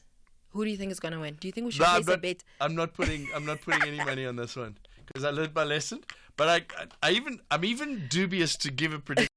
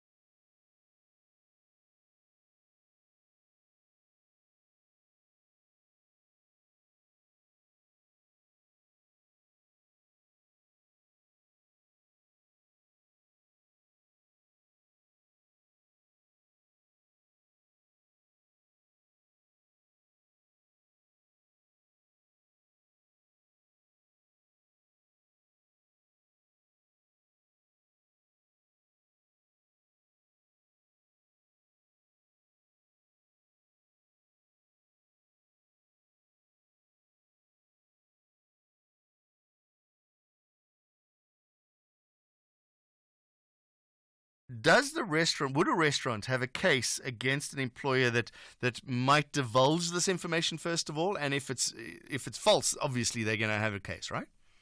Of course. So really, if you look at it, you need to start saying, okay, where am I in this whole thing? Am I guilty? Am I compliant? Right. Is this true? And what do I have to protect myself? Remember, once you go into a court case or any court of law, really, the onus is on the complainant to prove that this is what they are alleging is true. So what you need to then do is immediately check, am I okay before I even go and defend this? And I agree with you. And I've seen some of my clients have been victims where, something is trending on TikTok. Oh, we found this, because I have clients in the FMCG industry. And he was so funny. So it was a sauce, like a condiment, whatever sauce. So how it works, obviously it's got oil. So when it's sitting in it hasn't been shook, it actually looks like, oh, now the oil is sitting at the top or the bottom, I can't remember. And then they said, oh, the food is expired. And these were people who were in a political party, and they have no jurisdiction over labor matters or, of how businesses are run. But they went wild, damaging the reputation of the business without even having the facts. So definitely businesses require protection from the Department of Labor, and because the employees are the ones that fuel the fire. But if they're abusing the system, they deserve everything they get. Definitely. Of course, if they're abusing the system, totally. I mean, we're dealing with a massive unemployment rate in the country. Yes. Really, we do not need this. Yeah, definitely. Amanda, thanks for calling in. Really helpful. Thank you very much. So much. Thank you so much, John. Have a good day. Amanda in Johannesburg, working in HR. Let's go to something completely different. Wonga is in Matatiele. Hello, Wonga. Hi, John. Good afternoon, and good afternoon to SFM listeners. John, I've got a problem here that I think you can assist me or assist the people of Alfred Nzo. There is an annexure on a financial statement from Alfred Nzo District Municipality, which falls under legal fees. So my concern is the biggest one. These legal fees, when you calculate them, they amount to about 56 million rand. And I don't understand if the district, the municipality, how can they pay such an exorbitant amount of money trying to defend the court cases that are not there? The biggest surprise of them all, whereby I will need you, John, to call the mayor there, as well as the CFO, to explain why the name of the CFO does appear under legal fees. Why has this amount of money has been paid to the CFO, who is not a legal practitioner in the institution, but a CFO? And all this, John, according to what I see now, these are payments that happened when the municipal manager was suspended. So the CFO was acting as the municipal manager, also fully employed as the CFO. Why are these payments? Can you please just, those people, they must bring Section 71 report that gets given to the mayor each and every month before the 10th of each and every month. They can explain this. All right. Something is dirty here, something is fishy. We'll put There's that no on. way a 6 million rand can just go on like that and then under the name of the CFO. All right, That is my Wonga, biggest concern. we'll see if we can look into it. The Alfred Nzo municipality down south of KwaZulu-Natal. We'll see if we can put that on the diary and get hold of the mayor. Wedu is in Cape Town. You want to talk about electricities, Wedu? Yes. Hi, John. Good afternoon. Hi. Thank you for having me. Sure. So I disagree with Eskom to put their mismanagement costs in terms of especially Medupi and Kosile on the burden of the electricity user in terms of the tariff. I fully agree there with those that oppose that. Who do they put it on then? So it's basically on the shareholder, which is government, Okay. and the lenders that have supported this whole thing. So they should take a cut, but it shouldn't go to the electricity user. That's the wrong way. But what I really want to tell South Africans... Hold on a second. I'm just thinking that. Yes. Hold that thought. Write it down. If it's going to go to the government, that's still you and I. So what you'll expect is to not get a lower petrol price, for example, because now we're paying for that anyway. Yeah, that is the dilemma, but I think, we already took that haircut by Treasury taking over that debt. You see, I feel this is a lot like the e-tolls, where it's a user pays attempt, right? So instead of taxing everybody, there's in electricity, some people get electricity for free, and that's fantastic, and some people pay a lot of money. Those that use the electricity will now be paying for it and will be paying more. That will be their argument. I understand that fully, but the problem, what will cause this, is that more and more will deflect from the electricity network. Yes. So, and that's my second point that I want to get to. Since 2014, we had grid parity with solar energy. So what I'm saying is, since 2014, the price from electricity from the grid and the electricity from a solar system was even. Okay, you would pay as much to either side. Right. Since then, electricity prices from Eskom skyrocketed. I don't know how many percent, but it's like 400, 500% up. And the electricity cost or the system cost for a solar system dived from, back then, I would say in the region of, I can say about 300, I hear what you're saying. Down. And what's interesting with that argument, and you're 100% correct, a lot of people put solar in, and they're not paying as much for electricity anymore. So this increase is going to affect the poor more than it does the rich and the upper middle class, because they've afforded to put solar in. Yes and no, and I hear your argument that solar is expensive and the poor cannot afford it, and I disagree with that statement fully. And I'm saying this because, solar systems are built out of modules, meaning modular. You can start even with one solar module. Okay? And you can build the next time. And, people have got stock fill. So once a year you come up with that package deal, and then you buy your solar system and you reduce your energy cost towards the city or things like that. The bottom line is that there will be less money going to Eskom because there will be less usage of electricity. But isn't that... but then they don't have to make as much, so it costs less. Well, first of all, and secondly, Eskom is going to be broken up between generation, transmission, and distribution. So, yes, the generation part will not anymore generate as much as they have done in the past because there's private generators coming up.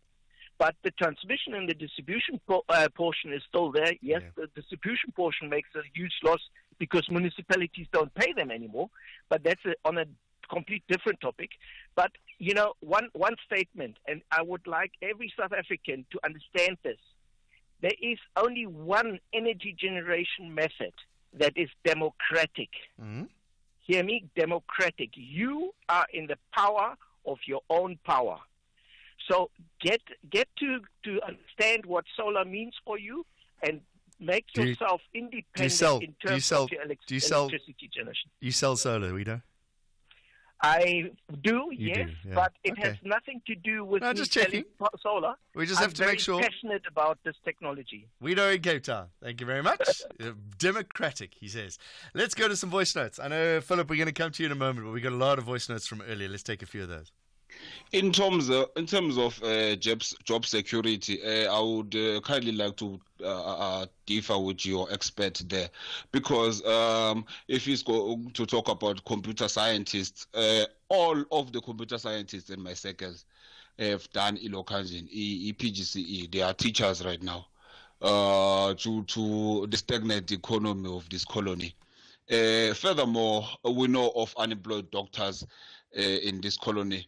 I'm just trying to say that if the studies that he's talking about are relating to the colony called South Africa, then maybe he's talking about another South Africa, because the South Africa he's talking about in terms of data, it's not the South Africa that we are living in as the ordinary poor black masses of this colony.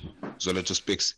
First of all, we'll skip over the colony bit. This is the Department of Higher Education and Training, along with the Department of Home Affairs. They're used to determine the critical skills detailed in a technical report on critical skills published on the website. And of those skills, trainee auditors, integrated development, software developers, nursing, and ICT systems and analysts. There was a worry because the medical field was included previously. Now, vets were added to the growing number of scarce skills in the country. General practitioners and doctors remain off the list. Afternoon, John. Trust that you're well. Good afternoon to all the SFM listeners. As far as the blitz that they've had on all the restaurants and everything, I'm all in for that. I mean, everyone should comply to the Basic Conditions of Employment Act. But why are they not going after the taxi drivers? I mean, do they comply to that? I hear that they are not being paid overtime. They are not being paid anything as far as medical aids and anything like that. They should be very easy to police. You should just go to a taxi rank and start pulling them off.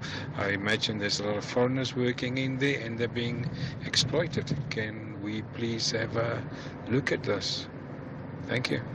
Plenty of topics, and there's still more voice notes to come. There's also some calls that we're going to get to as well. Now, though, we've got to go to the news at 5. Afterwards, we're going to get an update on this electricity tariff. We're going to talk to an energy expert when we talk about the numbers, and we'll bring up that solar issue, where the value of solar has become, or the price from solar is cheaper than electricity. And we'll see what that means for electricity as well. And then we'll also talk to Business Unity South Africa. They had a meeting with the president today about the health compact. They had an issue with that previously. We'll see what's come out of that. All of that after the news at 5 o'clock with Greg Gross.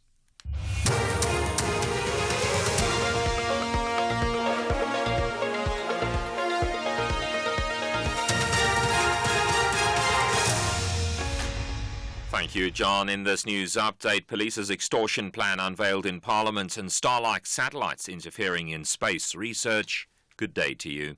The police service has shared its multidisciplinary extortion intervention plan with Parliament's Police Portfolio Committee.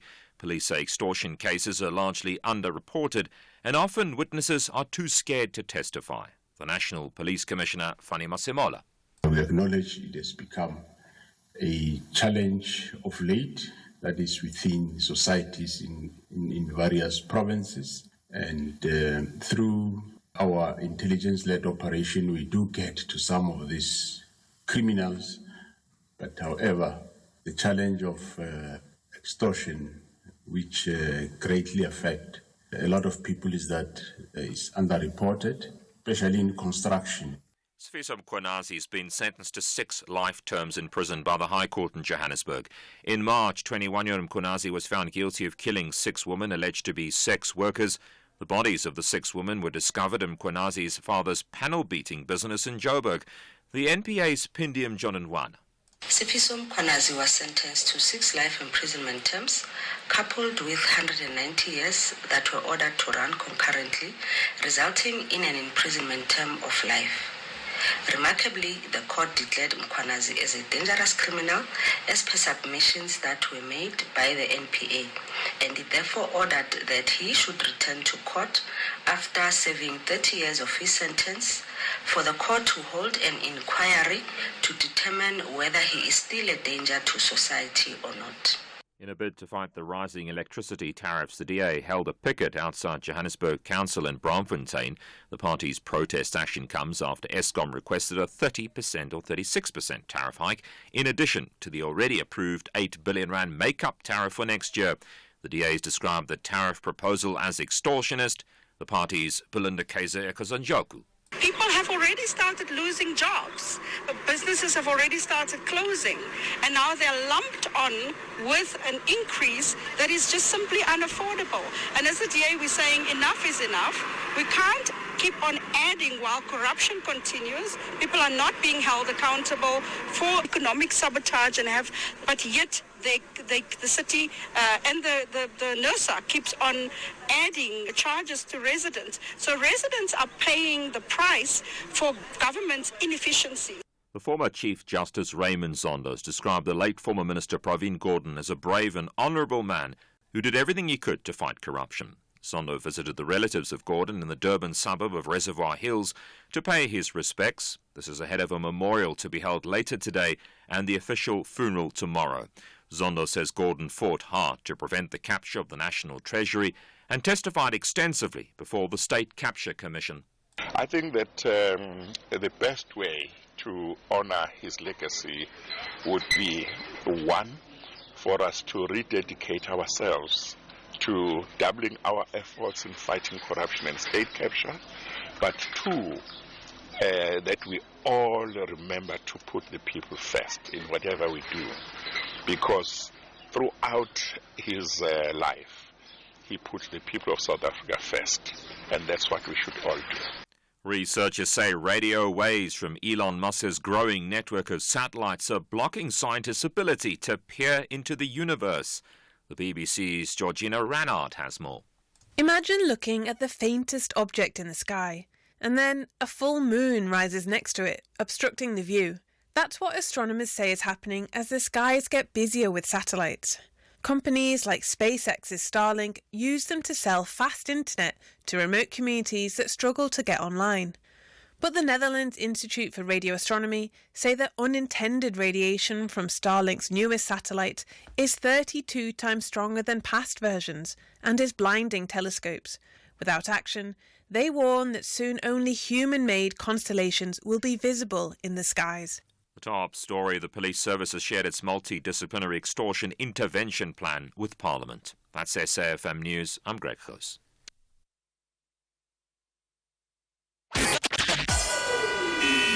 SAFM, guiding you through the rush hour traffic.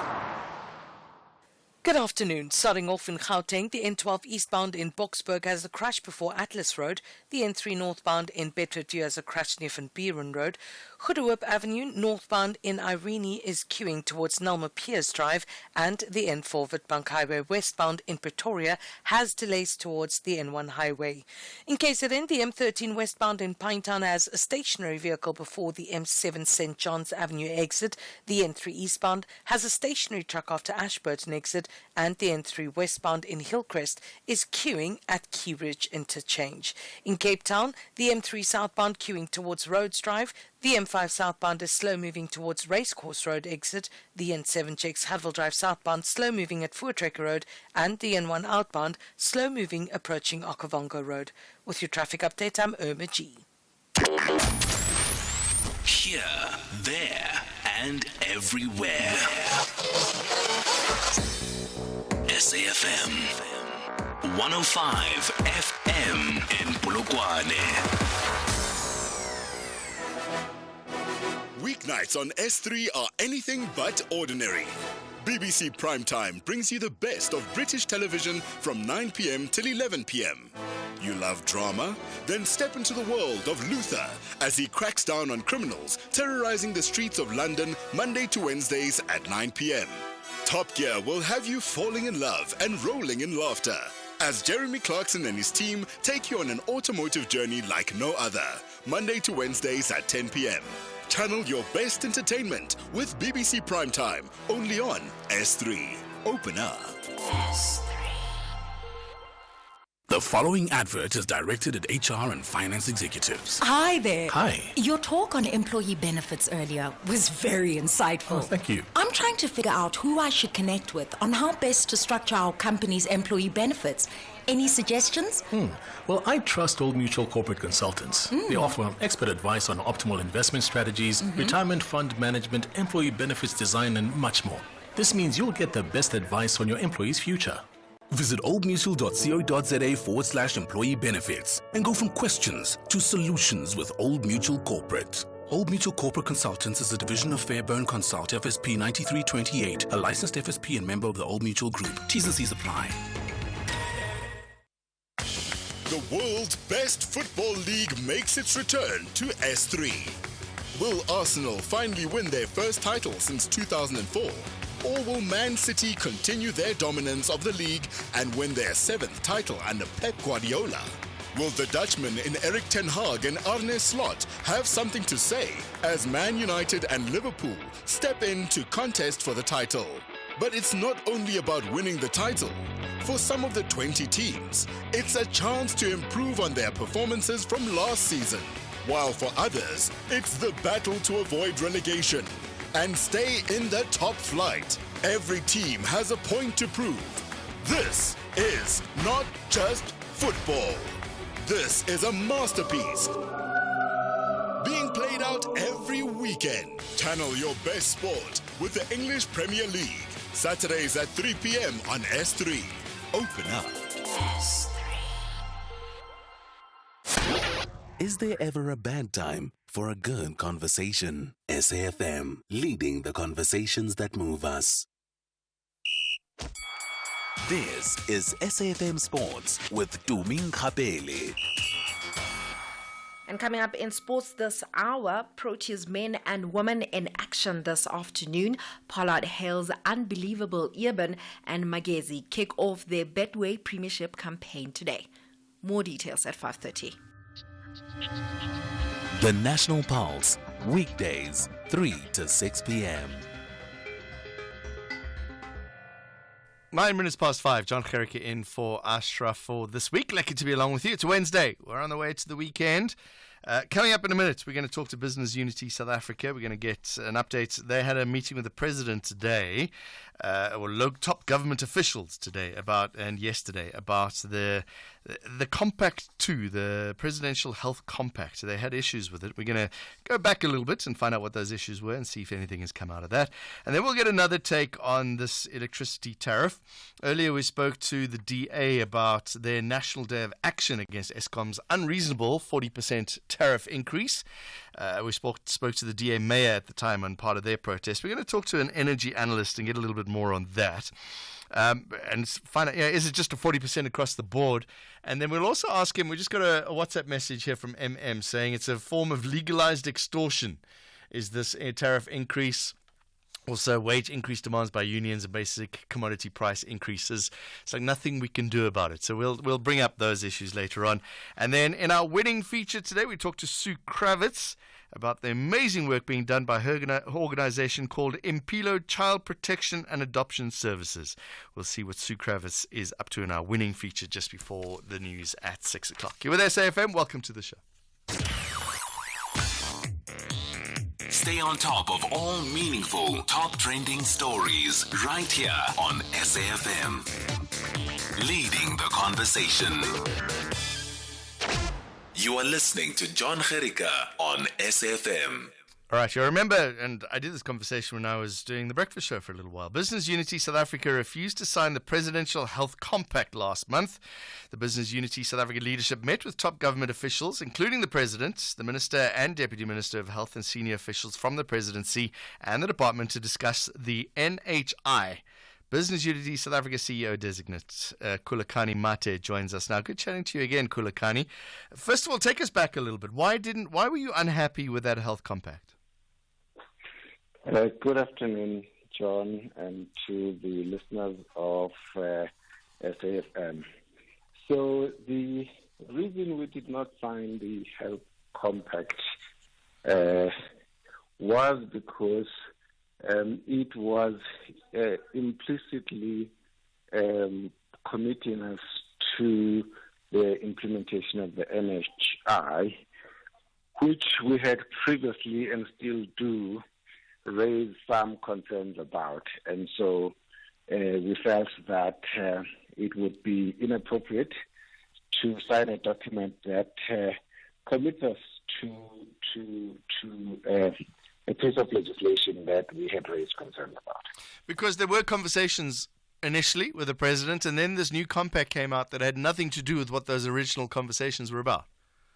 So the conversations were not really with the presidency. They were a health summit that was held late last year, obviously under the auspices of the presidency. And the deliberations had taken place at that summit, which, when the health compact came out, did not fully reflect what was discussed at that health summit. Okay, so you've had this meeting. Now what's come out of it? So the meeting, which we're very happy about, the fact that the president afforded us the opportunity to meet with him and put our concerns to him. The meeting was scheduled for an hour, so there wasn't enough time to go through all of the detailed proposals and everything. President heard us and said, look, I am interested in us finding solutions moving forward So go back and put together a set of solutions to the concerns that you have raised. Bring them to me. I will evaluate them and decide whether, in fact, we can have an engagement on the basis of those proposals that you put forward. So we're very grateful to the President for the opportunity, and we are now working on the proposals that the President asked us to put together. Before we talk about some of those, there is the NHI Act. It's been passed. Is this all just a moot point? It doesn't really matter. They're pushing this through. No, it's not a moot point because laws get amended regularly. So the mere existence of legislation doesn't necessarily make it permanent. And so if we are able to find each other, which we believe we will, there is an opportunity for an amendment to be effected. Okay. These grievances, and from what our conversations we've had, there are many. How long will this process take? So we did not commit to any specific time frames at the meeting with the President, but we absolutely recognize the fact that these are urgent matters, and we will turn around as soon as possible and revert to the President with our submissions. Yeah, and after our conversation we had in the morning on the station, the first thing that came through is, this is just big business. They don't want to lose the money. Are you still supportive of some sort of universal health coverage? In fact, it is the basis on which the President was, willing to engage with us, because we have consistently said that we support the goal of universal health coverage. And so whatever proposals are put forward, they have to be moving us towards that goal, and we are absolutely committed to that goal. Okay, so for somebody who's really poor now and they're looking forward to an NHI where they can go to all the good hospitals and get all this support and coverage, what words do you have for them that this is taking so long? So just to start by saying that by government's own admission, this wasn't going to happen overnight. In any event, it's going to be a very long process. And we recognize that. We recognize the fact that the challenges in our health system, inequalities in access, etc., are untenable. And so all parties have to work hard and work fast to make sure that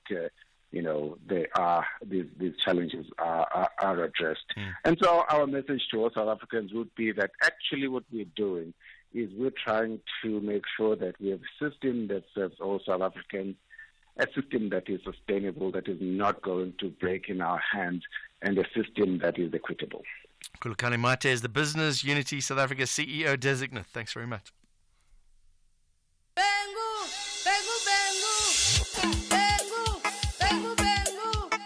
This Heritage Month, SAFM invites you to celebrate the rich tapestry of our nation's diverse cultures.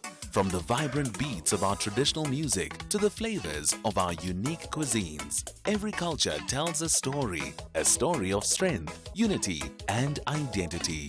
We honor the heroes and heroines who laid down their lives for our freedom, reminding us that our shared heritage is what makes us strong. Together as one, we celebrate who we are because our culture is our identity. This Heritage Month, let's celebrate every culture, every story, and every voice.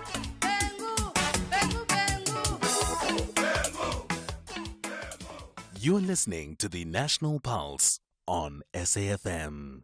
We're going to talk electricity in a bit. Let's take some voice notes. How far back do we go? Let's take some of the newer ones first. The authorities should, but the authorities are not. So let not this lady come on air to come and justify the silencing of those who are being exploited. I mean, what kind of a talk is that? In fact, this is it is only through TikTok that we're only seeing this now. But in all honesty, it has always been happening. It has always been the case.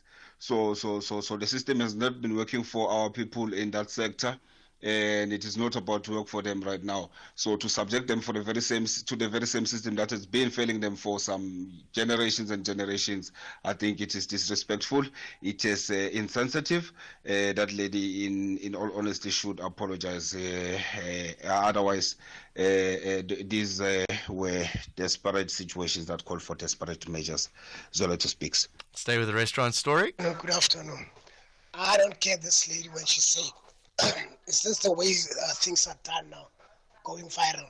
Because they've known all along that these people were cheating people with the payments.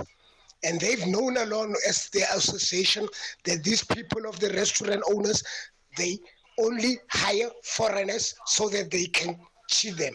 So she mustn't come here and talk about viral. Is this the way we do things now? We do things the way we know how it's going to be done. And the way it's going to work best. So the viral content worked out the best because they sometimes even bribe the officials when you take them to CCMA. So she knows the whole thing. All right, thank you. Hi, John. How are you? It's John in Bloemfontein. What I'm hearing from the lady of the restaurant association is that she's basically covering her colleagues. Look, when you go to some of these restaurants, you can clearly see some of these waiters, they tell you direct that please give me my tip in cash to avoid having to share it with the owner. Already the owner has put up the markup and everything on the food so that they can make money of that. So why do they want to share money with people who are earning, who have to share their salary with transport and all those other things? I think sometimes it boils down to greed.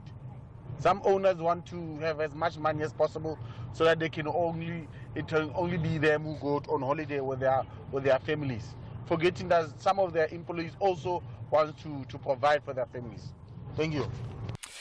We also spoke to COSATU. COSATU are planning a strike on the 7th of October. We spoke to the national spokesperson. Let's see what you have to say.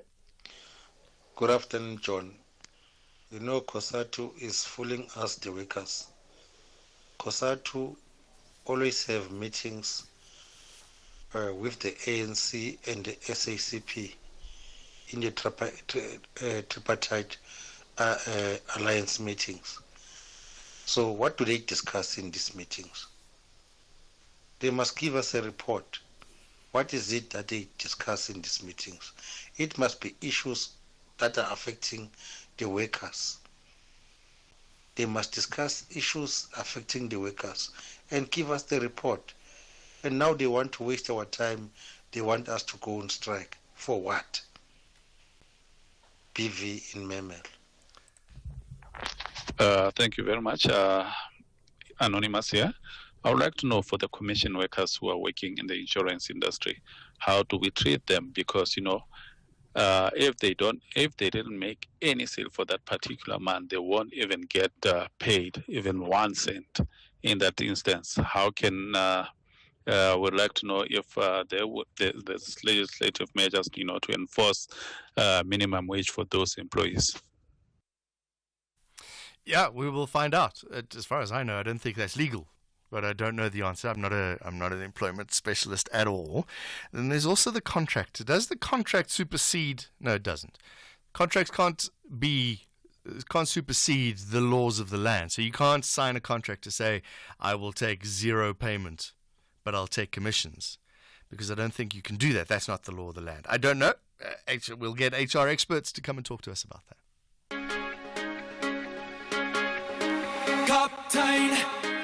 This Heritage Month, SAFM invites you to celebrate the rich tapestry of our nation's diverse cultures. From the vibrant beats of our traditional music to the flavors of our unique cuisines, every culture tells a story of strength, unity, and identity. We honor the heroes and heroines who laid down their lives for our freedom, reminding us that our shared heritage is what makes us strong. Together as one, we celebrate who we are because our culture is our identity. This Heritage Month, let's celebrate every culture, every story, and every voice.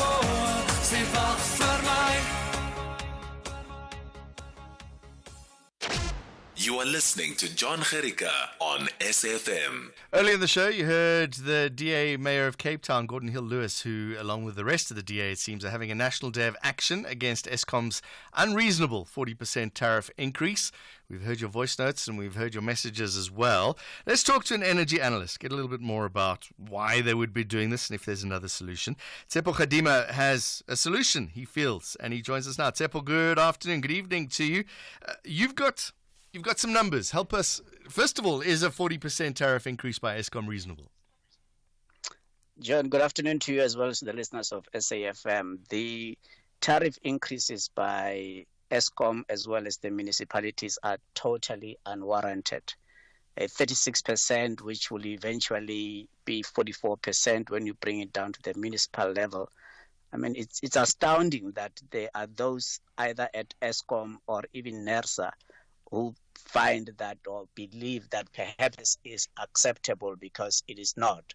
Now, if you look at what the electricity tariffs were supposed to have been, and I'm surprised that the DA has not joined that call and that campaign which I'm waging. The electricity tariffs now in 2024 are supposed to be R1.16 a kilowatt hour. And when they have to increase in terms of inflation-linked increases, they would have to increase to R1.22 a kilowatt hour in the year 2025. And if the electricity tariffs do not drop to these levels or to these price brackets that I'm mentioning, in fact, effectively, Eskom is going to endure or induce rather bankruptcy on itself, because more and more customers are going to seek alternatives, and we will not see any investment in any of the energy intensive industries, more so those industries that are labor intensive. Therefore, the knock-on effect on the economy is just unimaginable. So you're saying keep the prices low so that there will be investment and more people will start using electricity, which means that they will make up the costs eventually. Of course, because South Africa, when you look at it now, 3 years ago, the electricity consumption per capita per year was 3.2 megawatt hours. Mm-hmm. It has dropped to 2.7 megawatt hours. And if you drop the electricity tariffs to the levels that in any event, they should have been R1.16 based on the projections made in 2012. Therefore, that call of R1.16 is not just a number, sucked out of the air. It's a number that is projected or predicated on the projections way back in 2012 that based on the outlook for inflation, based on the outlook of mining costs and the cost or the primary energy costs for Eskom, and all factors considered, then the tariffs would have been at R1.16. Now, if you drop it to R1.16 and increase it only next year to R1.22, you then have got a better chance of increasing the electricity consumption per capita to 3.8 megawatt hours. And at 3.8 megawatt hours electricity consumption per capita per year, then the economy of the country has got a chance of growing by a factor of 3.4%. That would be the GDP growth. And with a 3.4% GDP growth, then you have a real chance of really starting to tackle the high unemployment levels. But also with the lower electricity tariffs, you will drastically and decisively reduce the poverty levels, because poverty just simply means more and more people who live below the breadline. Now we've got almost 29 million people that are in some form of state grant, some social security net. Therefore, they are not even able to afford electricity. You need to bring them in, but also you need the energy intensive industries to be able to be competitive, because we are, after all, in a global village whereby we have priced ourselves out of the competitiveness scales, no different from what Germany has done and Spain, even Portugal. Tsepo, you mentioned this R1.16. What are we currently paying for a kilowatt hour of electricity? It varies from R2.48 a kilowatt hour if you are using less than 350 kilowatt hours a month, to well over R4.54 a kilowatt hour if you are dimmed. And the key word there is dimmed, because also remember, Eskom has got a huge problem in terms of its metering system, which is predicated on guesswork, because the meters are not calibrated to ensure accurate measurement of the electrons that are consumed. So, R4.54 a kilowatt hour, and most industries have to pay that. So they just simply cannot be in business. If I went to, and we had an analogy that Eskom's like a spaza shop, and if you stole the electricity, then you don't charge the customers more. But if I went to that same spaza shop owner and said to him, listen, you've got to half or almost quarter the price of the bread that you are selling, they're going to laugh at you. Of course. So how do you convince Eskom that R1.16 is the correct number? Well, you need first and foremost competent management at Eskom that would know and understand that their inherent cost of electricity generation is currently at 44 cents. It's supposed to be 32 cents a kilowatt hour. Right. So they are making fundamentally erroneous decisions.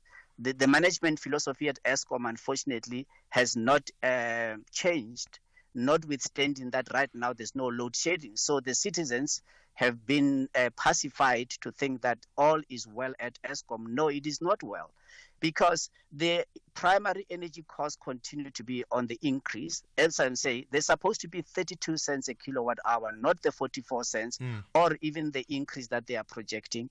They're not supposed to be connecting one single megawatt hour from any intermittent energy source, because that, at the last calculation I made, they were paying 143 million rand every single calendar day in fruitless and wasteful expenditure on electricity that is 100% redundant, cannot be used. Sure.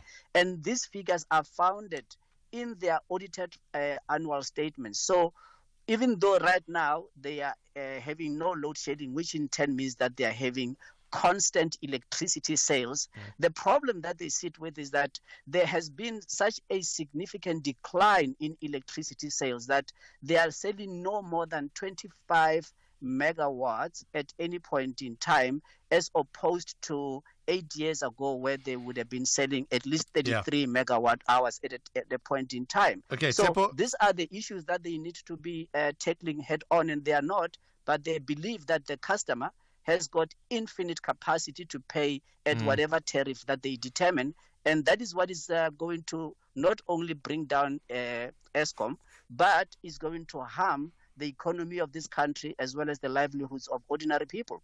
Tsepo Khadima is an energy analyst. Some worrying words. What do you make of that? Give us a call, 086 000 2032. It's 5:30. Quick look at the headlines of this half hour. Over 6,000 incidents of extortion reported to the police from 2019 to 2024. The Basic Education Departments attributed many learners' struggles in their progression to grade 12 to their subject choices at grade 10 level. And the Africa Aerospace and Defence Trade and Exhibition Air Show in Swane has attracted some of the best exhibitors in the defence and intelligence sector. I'll have more on that air show and other news at the top of the hour. SAFM, guiding you through the rush hour traffic. Good afternoon. Starting off in Gauteng, the M1 southbound in Amonde is queuing towards the N12 highway exit. The R24 eastbound in Kempton Park is queuing towards the R21 airport interchange. North Rand Road eastbound in Boksburg is queuing towards Elizabeth Road, and the R21 northbound in Centurion has a crash reported after Olifantsfontein Road. In KZN, the M13 westbound in Pinetown has a stationary vehicle before the M7 St. John's Avenue exit. The N3 westbound has a stationary truck reported at Key Ridge interchange. The M7 is queuing at South Coast Road, and Bayhead Road has truck congestion reported to and from the Bluff, so you're asked to expect delays. In Cape Town, the N2 Nelson Mandela Boulevard outbound queuing towards Hospital Bend. The M3 inbound is queuing towards Hospital Bend. The N1 outbound slow moving towards the M5 Kubik interchange. The M7 Jakes Havel Drive southbound is slow moving towards the R300 highway, and the N1 outbound slow moving approaching Okavango Road. With your traffic update, I'm Irma G.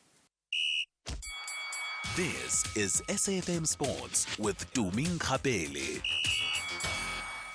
In sports this hour, Andre Pollard has hailed Eben Etzebeth as one of the ultimate Springboks as the Lock is looking to go equal with Victor Matfield as South Africa's most capped player on Saturday. Etzebeth will equal Matfield's Bok record of 127 test appearances. This is if he takes to the field in the Rugby Championship clash with Argentina. This will set up Etzebeth to set a new record when the Springboks tackle Los Pumas in the return match in the final round of the tournament in Nelspruit. And still staying with rugby, he might not be on the field on Saturday, but Springbok captain Siya Kolisi will sit next to coach Rassie Erasmus in the coach's box against Argentina. Erasmus says that he wants to give Kolisi an idea of how they arrive at ideas during matches and to give him a better understanding when processing it on the field. Remember, a few years ago, Dwayne Vermeulen also sat in the coach's box while still playing. And look at him now. He's a Mobi unit coach, being the link between coaches and players. In football, Magesi FC head coach Clinton Lawson says that fans will see a revived Kgaugelo Sekgotha following his arrival at the top flight rookies. Magesi get their maiden Betway Premiership campaign underway in a Limpopo derby against Kukuni United at Pitamagaba Stadium tonight. Lawson says that the former Kaizer Chiefs, Morocco Swallows and Stellenbosch FC attacker will come out differently this season, starting off by tonight.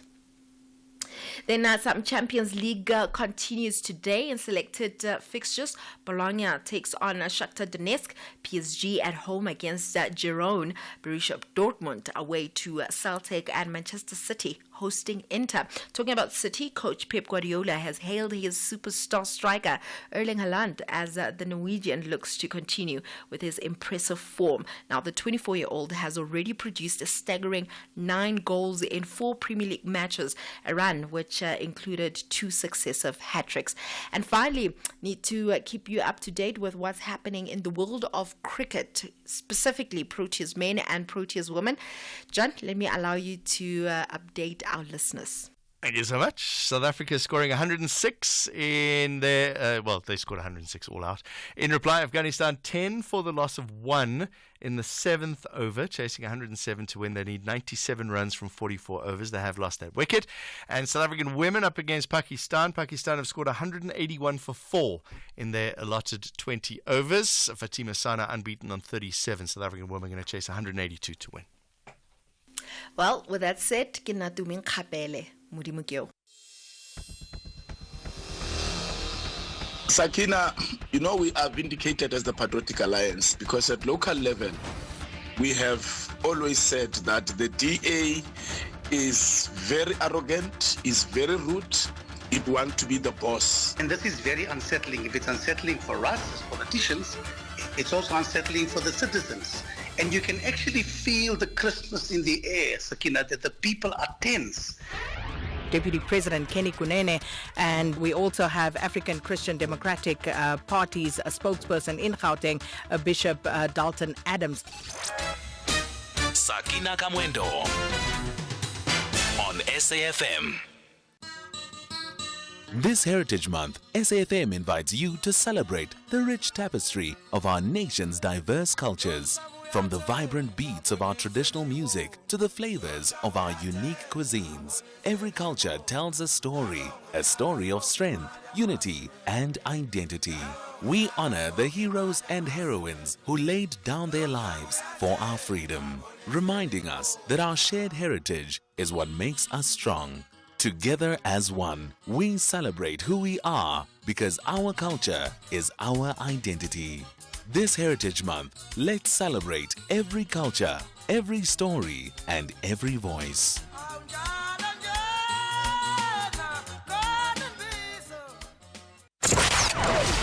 Economic news on SAFM. Facts and figures you can count on. Money Web Market Update coming up soon. Jimmy Miyaha is having a look at the numbers, trying to make sense of what's happening. All I see is red and green, so tell us more. Good evening, John. Good evening to our listeners. It is a sea of red and green, mostly red, with bits and pieces and patches of green here and there. There's a lot that is up in the air at the moment. We got some data today from the UK, from South Africa, and from the EU. I think it's the first time in a very long time we've seen all three regions give us inflation data on the exact same day. So we're going to dig into those numbers a little later on when we do our show. We're also going to be having conversations with a couple of people. We're going to be speaking to the fund managers at Matrix Fund Managers around the inflation conversation, obviously ahead of tomorrow's interest rate conversation. We got that inflation print today, but we also know that this inflation print could be a particularly interesting time for the central bank if our governor and the central bank decide that they want to review or revisit the inflation targeting bands that were previously set. We've come in below 4.5%, the midpoint, but we know that the governor wants us closer to 4%, if not 3%. So we're going to speak to Matrix Fund Managers around the practicalities of that. Then we're going to have a conversation with Standard Bank around their latest Mauritius offshore offering for local businesses and family-owned businesses. Then we have a conversation as part of our Warning Wednesday feature with the cybersecurity guys at Kaspersky. They are looking at cybersecurity and how it could impact your businesses if there is a cybersecurity breach. So we're going to speak to them and try and understand how to protect your business, how to pick up on these potential breaches and what to look out for. Then we've got a conversation with Alan Gray around the South African equity market space. The markets didn't have such a good day today, but we're going to speak to Alan Gray around what prospects lie ahead. There is a sense of optimism, particularly where it relates to South African equities against global equities and their performance in months to come. And then part of our Wednesdays includes a Warning Wednesday feature. An Executive Lounge feature in addition to the Warning Wednesday feature. And this week's Executive Lounge feature, we're going to be speaking to the CEO of the Ikusasa Student Financial Aid Program Foundation. He's going to be joining me in studio to just get a sense of who he is and what he's looking forward to about taking over as the CEO of ISFAP. But before we get to that, let me give you a quick summary of what's been happening in the markets. It has been a mixed day, as I said. It hasn't been the greatest day for South African equities. But let's start with equities abroad. Asian markets would have been trading first. The Nikkei in Tokyo was down about 0.1%. The Sydney ASX was down about 5 basis points, so 0.05%. The Hong Kong market was up 1.24%. Shanghai was up 0.5% or so. The FTSE in London down 0.7%. The DAX in Germany flat. The CAC 40 in France marginally down about 3 basis points, so 0.03% there. Our local markets did not have as good a day as they've been running since Thursday last week. Some retracements happening today. Finally, the resources sector down 1.5%. Industrial sector 0.3%. 0.33% in the red. Financials, the only green sector for us, 0.25% in the green. The all share was down 0.4%. The top 40 was down 0.44%. The currencies, though, they have been performing a little bit better. The rand against the dollar, one US dollar will cost you 17 rand and 55 cents. One British pound, 23 rand and 17 cents. 1 euro, 19 rand and 51 cents. One Australian dollar, 11 rand 86. That is very far from the 12 rand we saw a couple of weeks ago. If we look at the price of Bitcoin, that's below 60,000 again, but only slightly at 59,519 odd dollars there a coin. And price of Ethereum, $2,303. Quick look at commodities before we go. Palladium prices still above $1,000 and $1,063 an ounce. Platinum pricing finally getting closer to that $1,000 levels, but still at $9.74 an ounce. Brent crude $73.43 a barrel, and the price of gold $2,571 an ounce. So we've got a couple of things to dig into when we come back a little later on. But for now, John, back to you and the team. I know, Jimmy, you get to talk to these important financial guys all the time. My brush with fame is I've met Eugene Kaspersky, the guy who invented Kaspersky antiviruses. Ooh. I was lucky enough to meet him. He is a strange fellow because after talking with him, the last thing I wanted to do was ever be on the internet again. He is in cybersecurity, so that does kind of make sense. Yeah, he told me things about how people can steal everything about you in seconds. So, yeah, he's a strange character to see. He goes off into the Russian steppes in summer or winter, whichever one is the good one. He just disappears, and he comes back and does his thing. Yeah. So I look forward to that conversation. Thank you very much. Joe Miyaha with the Money Web Market Update that's coming up in about 15 minutes. Are we ready for a real conversation? SAFM, leading the conversations that move us. You are listening to Jon Gericke on SAFM. The winning feature coming up in a few minutes' time. We're talking to Sue Kravitz. We're going to find out the good work that she is doing. In fact, this feature needs to be highlighted a little bit more. Somebody on Twitter, there's the Good Things guy, obviously, who's doing great things. But somebody on Twitter the other day said, or it was yesterday, said, what South Africa needs is more good news. We need to celebrate the good news that's happening in the country. And I just forwarded them the podcasts of the winning feature here on SAFM. So there we go. Share that with your friends. Tell people. It's good news stories. Let's get some calls in first. 086 000 2032. Philip is in KwaMhlanga. What do you have to say about extortion, Philip? Yeah, just wondering, people taking extortion as a new phenomenon. Mm-hmm. Just like ANC Lekgotla has been describing it, but if you look, extortion has been there ever since. Now, let's take an example with the tender that they are being dished to people. I'm a teacher by profession. Mm-hmm. At our school, we've been applying for the building of toilets for some years. And our application has been turned down. Then immediately we turn to private sector, they build toilets for us. Then after building the toilet, the same government came running and say, we are going to build the toilets for you. Then we said, no, let's divert the fund, let's do the other things. They totally refuted that. And they built only 3 toilets. And it's not the toilets that you find in township or whatever. It's a pit toilet. Right. The private sector built the 3 toilets. Yeah. 3 of them. Right. It's hardly 4 meters. Mm-hmm. Guess what was the price? Tell me.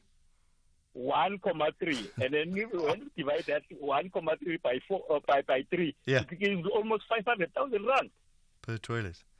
That is extortion at its best.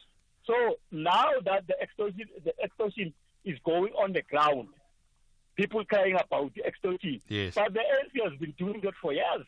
But you said it was the private sector that built the toilets. Yeah, it was the private, and it's not the private sector. We went to private sector and asked them to build toilets for us. They gave us 12 for boys and 12 for girls. Oh, I then see. The Okay. government came in. Yes, I understand. Saying we are coming to, we said to them, no, we no more need the toilet. Let's divert the funds to other things that the school needs.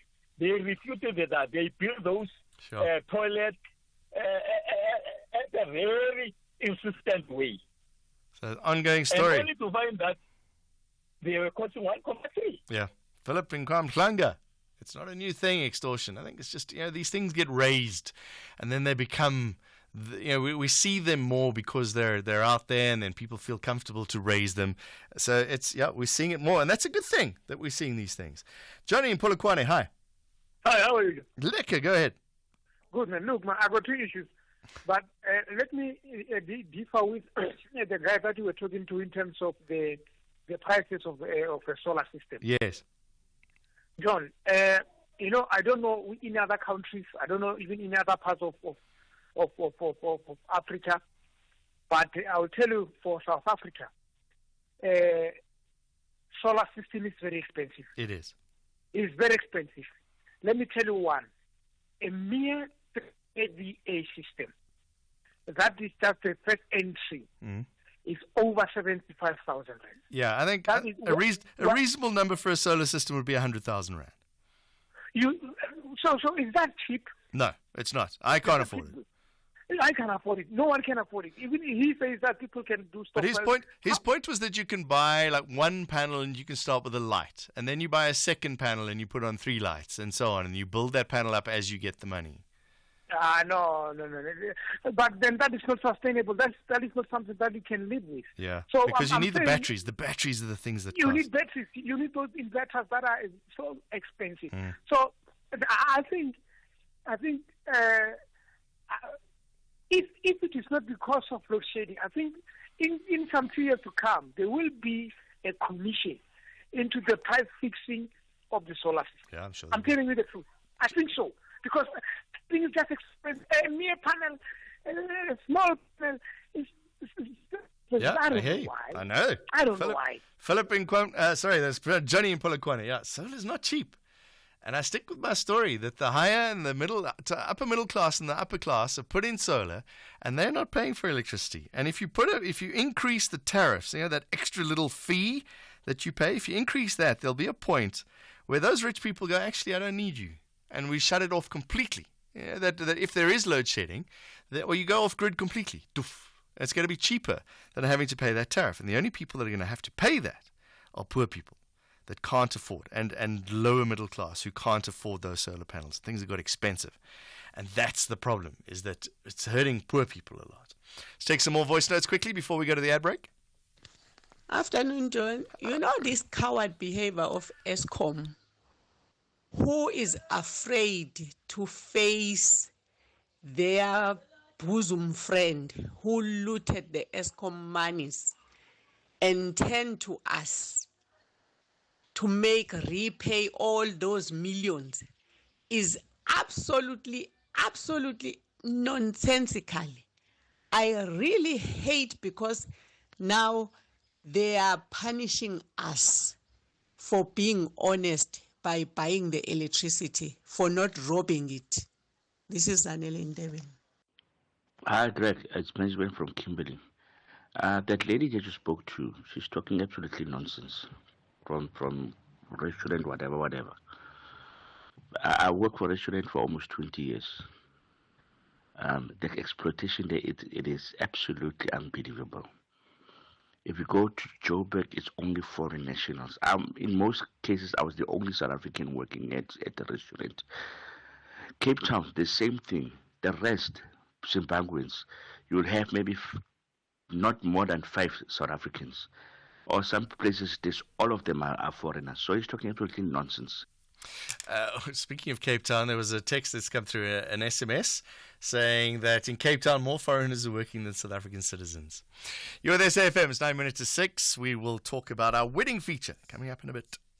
From 1936 to the future, from Ekaya, Ekasi, to Jozi and Urkan to the world, from dance and poetry to stages filled with our hopes and dreams, from SABC radio stations to cross-border triumphs, from drama, comedy and heart-pounding sport to raise our flag, from culture and spirit to the streets where talent is grown, from generation to generations and the shows that kept us entertained. So, what are you waiting for? Kumbule Kaya. SABC has always been home to our joy, stories, and Msantsi's magic. Come home to SABC Plus, still home to the best of who we are. The following advert is directed at HR and finance executives. Hi there. Hi. Your talk on employee benefits earlier was very insightful. Oh, thank you. I'm trying to figure out who I should connect with on how best to structure our company's employee benefits. Any suggestions? Well, I trust Old Mutual Corporate Consultants. They offer expert advice on optimal investment strategies, retirement fund management, employee benefits design, and much more. This means you'll get the best advice on your employee's future. Visit oldmutual.co.za/employee benefits and go from questions to solutions with Old Mutual Corporate. Old Mutual Corporate Consultants is a division of Fairburn Consult, FSP 9328, a licensed FSP and member of the Old Mutual Group. T's and C's apply. Spurs set their sights on 3 points and trust their strategy to contain their visitors. And there's the flick, and there's the goal. Pedro Porro. While the Bees have a huge responsibility to illustrate that if they play impressive football for the entire duration, they will march out of the pitch a happy outfit. Narrow angle, hits the post, back to Mbeumo, 1-0. This is the Premier League. Catch the thrilling contest between Tottenham Hotspur FC and Brentford FC on Saturday, 21 September at 3:30 p.m. live on SABC3. Also available at your fingertips on SABC Plus and SABCSport.com. Proudly brought to you by SABC Sport. For the love of the game.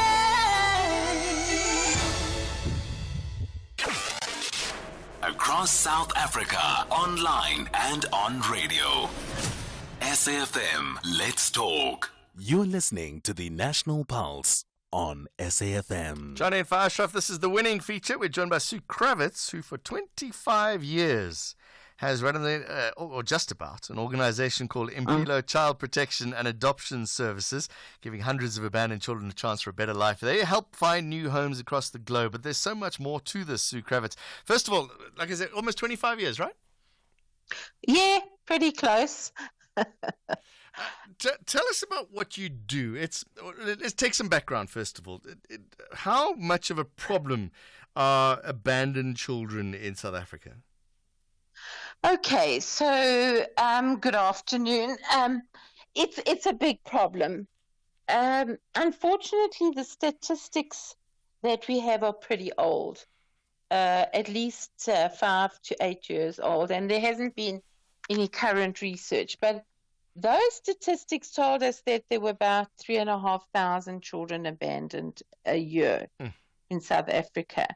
If we look at the cases that are referred, and also to newspaper articles, etc., there's constantly a reporting of children being found, etc. And the truth be told is that, you know, many of these children also die. They don't make it. But the ones that do survive are the ones that we work really hard to give them a future, because the Children's Act actually facilitates the processing of these cases into adoption. And it's important that we find homes for these children as young as possible, because the older they get and stay in care, the less positive it is for those children. So we're actually running a new program called it's an Abandoned Baby Rescue Kit. Now, this is for all of the first responders. So can you imagine the police find a baby or get called to a scene, or, you know, I myself got called the other night. And it's a kit that provides everything for the first responder to keep the baby alive. Because as I said to you, you know, babies that are found in plastic bags are not always alive. Depends how long they've been there, and also how they were given birth to. So it is a problem. And we need to create awareness, because there are other options for mothers. And yeah. No, I was going to ask. Yeah. So what do you do with the children? Obviously, you give them medical advice and support, but what do you do with a young newborn baby, and how do you help them? Okay, so first of all, we have to secure a safe place for them to stay, and that's important to do immediately that the child is found. So we work with many facilities that are able to take these children in. Unfortunately, we don't have enough beds for them. We really struggle to find places because of the fact that there are so many of these children, and also because there are not enough facilities that are registered and capable of looking after them. So once we found a place for them, then obviously there's a legal process, because we have to protect this child legally. And the Children's Act provides us with various processes. We also have to investigate. So it's quite interesting that sometimes you will find the parents, or the police finds the mother, or the community notice something. And on occasion, these mothers are found. It's a criminal offense in South Africa to abandon a baby. But why? We have to think, why is the mother doing this? Why is she dumping her baby at a rubbish heap or on the corner in a plastic bag? It's because she doesn't know what else to do. Sue, and that's the problem. We're really scratching the surface. We could talk about this for half an hour. Yeah. If somebody wants to find out more about what the good work that you're doing, and part of this is the search for origins. If somebody is adopted, Yes. they can look for their family through what you guys are doing. It's a great initiative. Give us details on the website. Best is to go to our website, impilo.org.za. Simple as and that. you'll find everything there.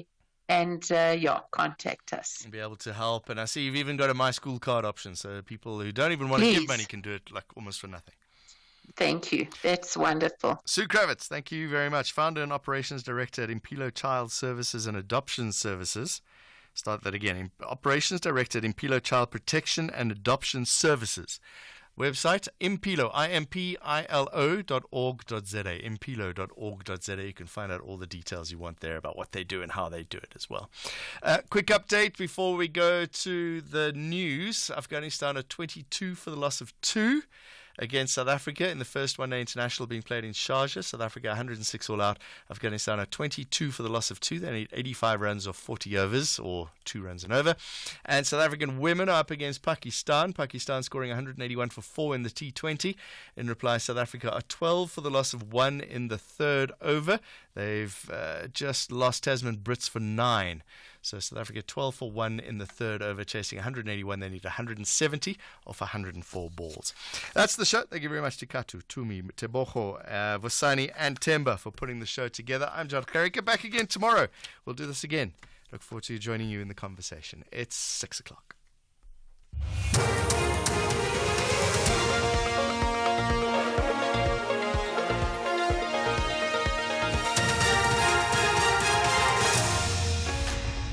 Thousands of extortion cases reported to the police and new explosions in Lebanon. Good day to you. Over 6,000 incidents of extortion were reported to the police from April 2019 to March 2024. Of that, more than 1,000